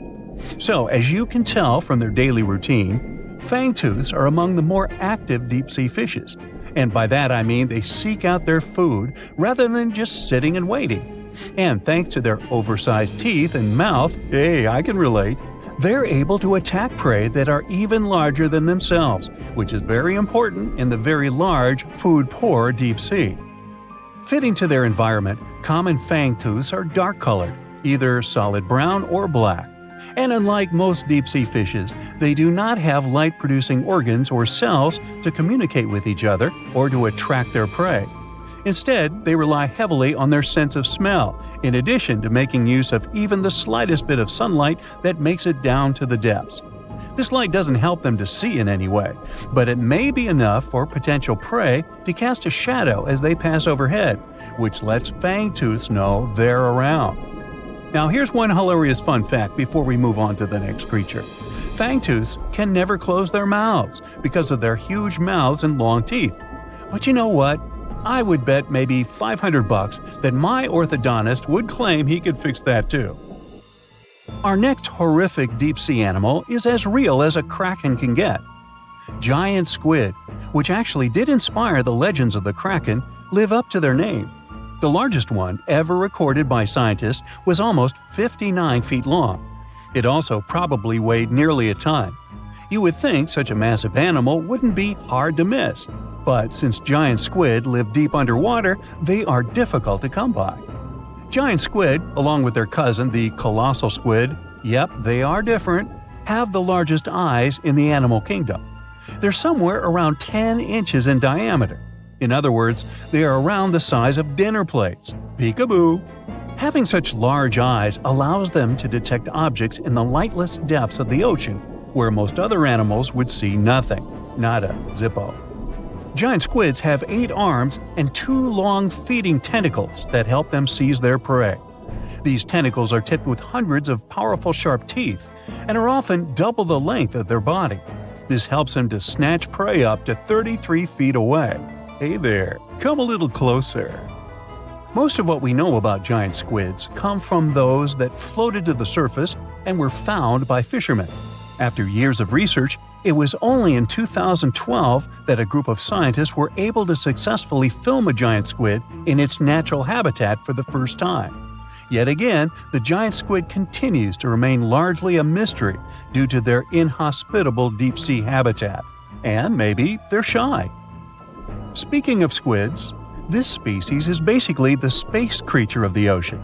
So, it's only been about 20 years since the big fin squid family was officially described by scientists, and there are still plenty of facts about them that are yet to be discovered. However, the big fin squid sightings as deep as 20,000 feet below the surface suggest that they can live deeper than any other known squid. You know what? Let's scratch the word space creature and call them the disco dancers of the deep sea to make things less scary. Because of their long, slender arms, adorned with extravagant rib-like fins, kind of make them look like they're ready to hit the dance floor. Anyway, these boogie arms and tentacles are estimated to max out at just under 30 feet. Aside from the estimations though, the largest known big-fin squid was actually 21 feet long, with 20 feet of that being its arms and tentacles. How exactly a big fin squid uses them is still unknown, but scientists think they like to use them to trap prey that bump into them as they hang down in the water below their body or drag along the seafloor. There are only around a dozen confirmed big fin squid sightings worldwide, so you can just relax, because the chances of you getting hugged by a big fin squid are close to impossible. But I can't guarantee anything regarding your nightmares. Now, these are not one of your regular Jaws sharks. Let's start with the most strange fact about a frilled shark. It's considered a living fossil because of its primitive anatomic traits. That actually makes more sense once you learn that this species has been around for 80-some million years. So I have both good news and bad news. Frilled sharks live in the open ocean and spend much of their time in deep, dark waters far below the surface. However, they do feed at the surface of the ocean at night. When hunting food, they move like an eel, bending and lunging to capture their prey. And they can actually swallow it as whole, even if it is larger than their own size. This is all thanks to their long and flexible jaws, which are equipped with 300 recurved needle-like teeth. Okay, I am somewhat freaked out now. Unlike the rest of the deep-sea creatures I've talked about, frilled sharks might sometimes accidentally get caught in nets. So if fishing is your thing, beware. This telescope won't help you see the stars and the planets. With its protruding eyes and elongated body, this little swimmer looks like it's wearing a pair of underwater binoculars, hence the name the telescope fish. Found in cold, deep tropical to subtropical waters worldwide, they're known to be the species that undergoes one of the most drastic transformations in fishes. When the first larva was described in 1954, it was believed to be a new species rather than the larva of a telescope fish that were known to science since 1901. Despite the fact that they are only around 6 to 8 inches long, they're able to latch onto snacks that are bigger than their own size. That is thanks to their massive and highly stretching jaws, making up most of the size of their head. These large prey are then folded in half to fit in their expandable stomach. In 1925, scientists found a 5.5-inch long fish inside the stomach of a 3-inch long telescope fish, which they described as neatly folded. Despite all this, their cylindrical tube-shaped eyes are still the most fascinating and bizarre features of telescope fishes. Their specific shape increases light collection to help them detect their prey's weak bioluminescence even from a distance. But although their eyes are good for seeing things in the twilight, they're especially great at seeing silhouettes from below. That's why they orient themselves vertically in the water. Now, I have to admit, they look kind of cute if you ask me. Sort of like uglier versions of Minions. Yeah, right? The stonefish. Stonefish aren't going to win any beauty contests, unless the pageant is for best rock look-alike. Their tiny unreflective eyes and rough skin blend in perfectly with their environment. A large head, an even bigger mouth, and a home full of, it's rocks. And just because you're on the beach doesn't mean you're safe. Stonefish can survive for 24 hours out of the water.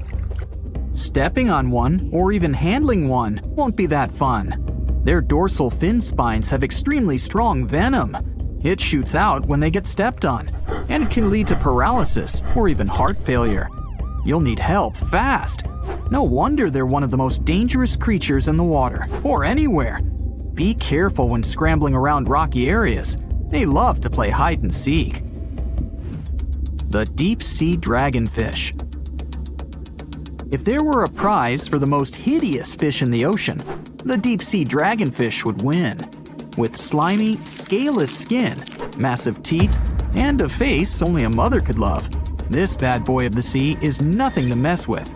It likes to swim between 700 feet and 6,000 feet below the surface of the ocean, where the waters are the darkest and coldest. Along with some other creatures on this list, the deep-sea dragonfish relies on its bioluminescent body parts to catch prey. It also uses its hanging appendage, which boasts a little red light on the end, coming out from its lower jaw. Many fish mistake this little light for prey, luring them right into the jaws of the deep-sea dragonfish. Very clever dragonfish. Very clever indeed. The fangtooth. The Mariana Trench is an underwater trench with a depth of 35,000 feet, nearly 7 miles below the ocean surface. Let that sink in. While scientists know the Mariana Trench exists, it's one of the least explored places on Earth. It's also the deepest area of Earth's oceans.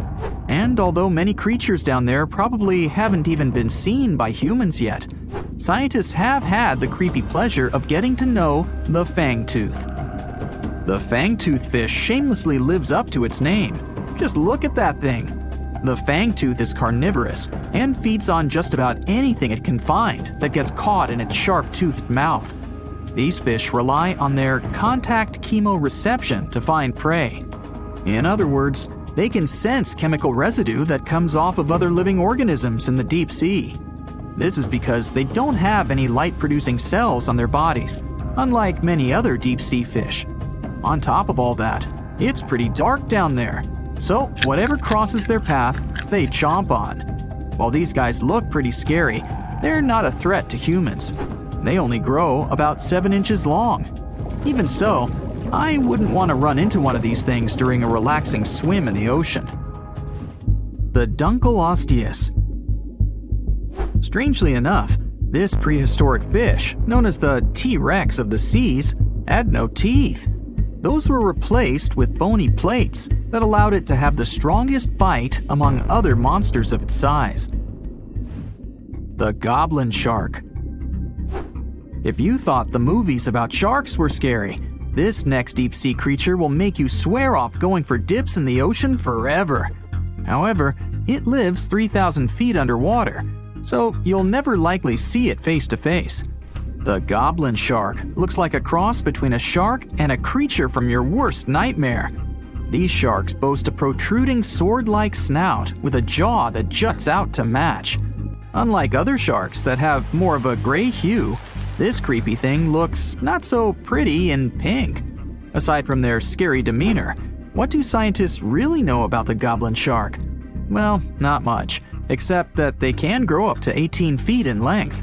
Looks like there's still a lot to learn about these guys, if you dare to. By the way, did you know that sharks don't sleep? Many species have to keep water moving over their gills to get oxygen, so they can't fall into a deep sleep like we do. That's why they stay half awake during rest. Typically, sharks don't even close their eyes. The cookie cutter shark. This shark is a living horror, with lower teeth being big and sharp, while the upper ones are much smaller. When its teeth fall off, the shark eats them to maintain calcium levels. Pretty smart solution for a shark. The frilled shark. Studying the frilled shark is like looking through a portal back to prehistoric times. That's because scientists think that these eel-like sharks haven't changed much since their oldest ancestors roamed the deep sea waters, so they're sometimes referred to as living fossils. These sharks' mouths are filled with a terrifying 25 rows of backward-facing sharp teeth, 300 in total. They're designed to grasp prey and hold them tight so they can't get away, according to early studies of the shark conducted in 1884 and published in the Bulletin of the Essex Institute. Luckily for swimmers, the frilled sharks live between 390 feet and 4,200 feet below the ocean's surface, so they'll probably never run into them. Probably.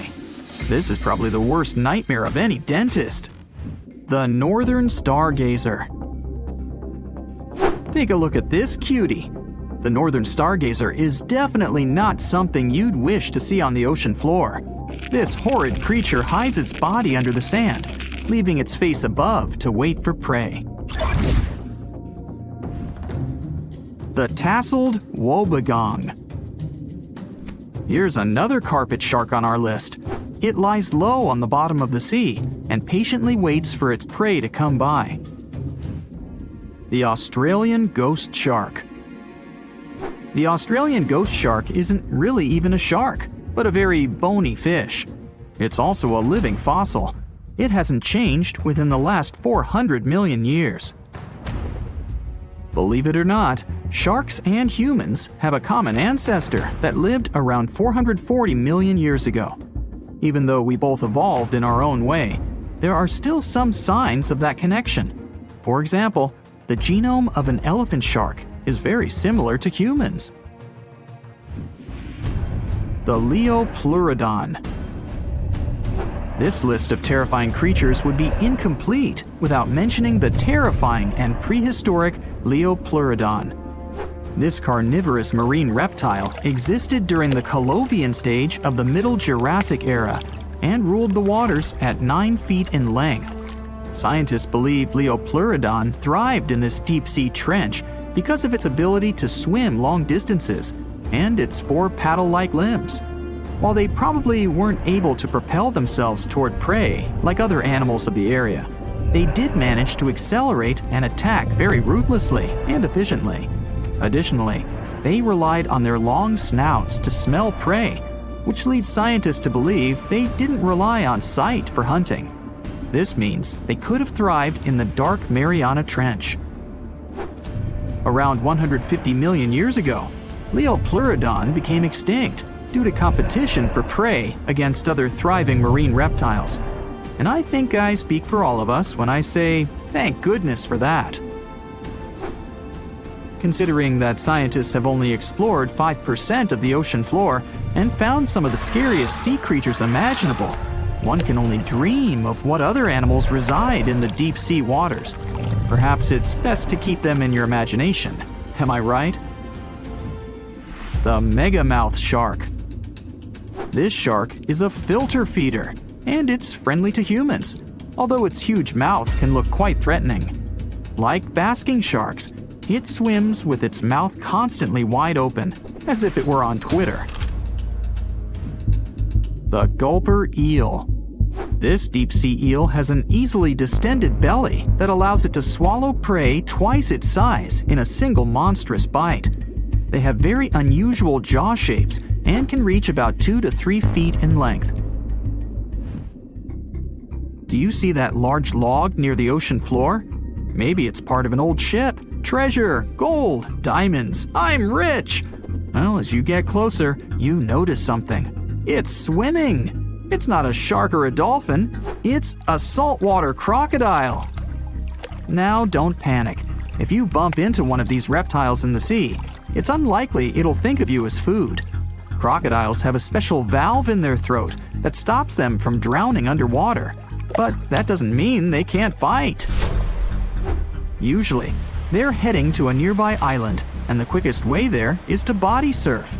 They can't really take the ferry, you know. Watching one from a distance should be okay.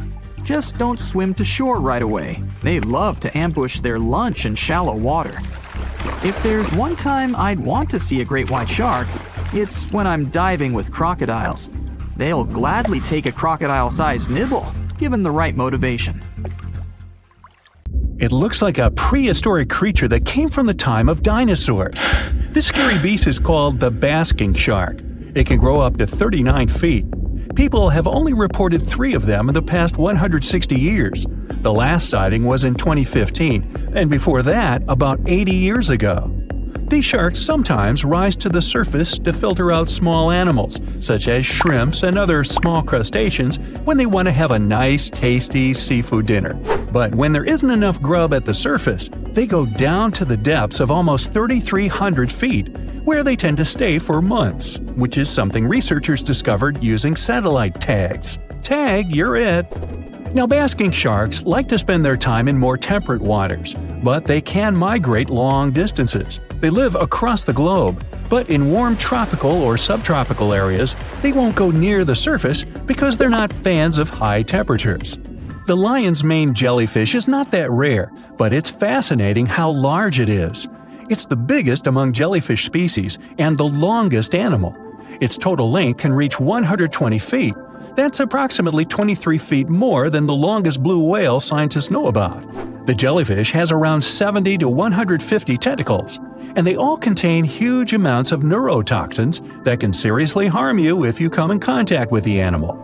But people don't usually come across this type of jellyfish because it rarely lives near the coast, preferring the open ocean. Generally, you can find the lion's mane jellyfish no deeper than 65 feet below the surface, where it dines on small fishes, zooplankton, and some other types of jellyfish. It uses its tentacles to catch its value male. Hey, you want fries with that? The giant phantom jelly comes out of the darkness and depths of the ocean's midnight zone. Its sun hat-shaped bell reaches over 3 feet across. This bell trails 4 ribbon-like mouth arms that can be up to 33 feet long. This quite rare creature uses its mouth arms to catch unfortunate animals swimming around and not knowing what's coming for them.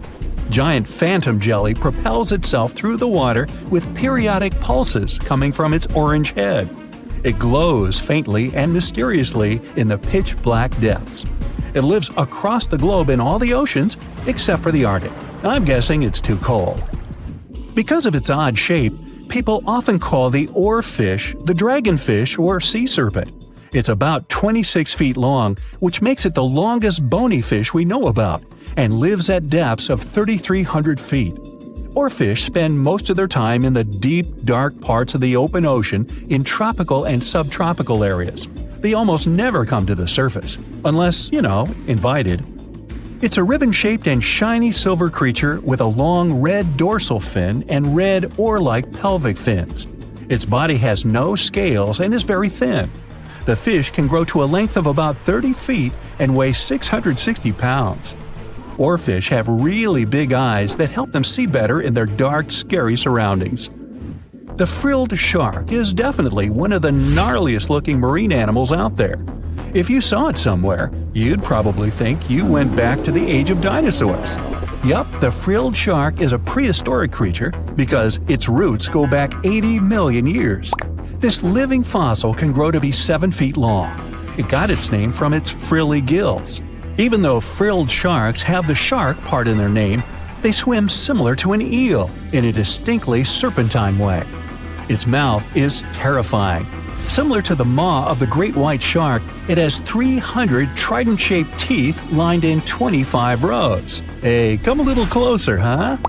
Researchers discovered this creature in the 19th century, but people rarely see it, and no wonder. It usually lives at depths of between 390 and 4,200 feet. Most of the time, the frilled shark feeds on squid, swallowing them whole. Its long jaws allowed the frilled shark to gape extra wide and swallow animals half as long as its entire body. Goblin sharks are very rare. Researchers have spotted fewer than 50 of them in more than 120 years. But maybe that's for the best, since we're talking about a pretty scary fella with a narrow snout and sharp teeth. It's also capable of thrusting its entire jaw outward when it wants to catch something. Sounds familiar. As it's lurking through the dark depths of the ocean, a goblin shark sees a small squid that looks quite yummy. The dangerous animal inches toward the squid. When the poor creature notices the predator, it tries to dart away, but it's too late. The shark has already thrust its jaw the whole 3 inches out of its mouth. This jaw is connected to the flaps of skin the shark can unfold. This helps a lot because the goblin shark is a sluggish animal, so it's pretty hard for it to chase its food. After finishing its lunch, the goblin shark puts its jaw back in its mouth and swims away as if nothing's happened. Goblin sharks mostly live at the bottom of the ocean. Like many other shark species, they prefer swimming alone. Here's a silver-colored creature with very rough skin. That's the ocean sunfish, with a total length of almost 11 feet. Its other name is mola. The ocean sunfish is the heaviest of all bony fish out there. People sometimes call it a swimming head because of its bizarre appearance. These creatures have such a weird shape because they're born with a back fin that never actually grows. It just folds into itself as the animal matures and creates a rounded rudder. The sunfish is a bit clumsy. It moves with the help of its mighty fins that allow the animal to swim on its side. This marine inhabitant is a solitary creature. It mostly feeds on zooplankton and jellyfish. The spotted wobbegong is one of the world's rarest sharks. It grows to be more than 10 feet long. It may not look as terrifying as some of its shark relatives, but it's pretty good at catching unsuspecting animals swimming past, mostly during the night. The animal has a spiracle, which is why it can breathe while staying still at the bottom of the ocean. It's motionless most of the time, which is why you can barely notice it. Its flat body and large pelvic and pectoral fins blend in with the underwater terrain. That's why they're so good at hiding. This ability helps when these sharks want to protect themselves too. Wobbegong means carpet shark. They usually live close to the ocean floor in coral reefs, on sandy bottoms, and under piers. People have even spotted the shark in the water that is barely deep enough to cover its flattened body. Now, blobfish lack teeth and bones, so they can't actively hunt. Since they don't have much muscle mass, they can barely move around. Hey, I had a roommate like that once. They get their energy from animals they scoop up from the seafloor. They also know how to conserve this energy. That's how it usually goes with deep-sea creatures. They don't have as much food as those animals that swim closer to the surface. Instead, they have special body mechanisms that allow them to save energy for the times when they don't have much to eat. Pressure at the depths where the blobfish lives is 120 times as high as that at the surface. That's why the bizarre creature looks like a weird gelatinous mass only when you bring it up to the surface. The pressure here is not strong enough to keep its body together. Hey, breaking up is hard to do. The white margin stargazer could compete with the blobfish for the title of the ugliest animal in the sea, don't you think? Now, this animal has eyes on the top of its head, together with an upward-facing mouth which the creature uses to hide itself in the sand.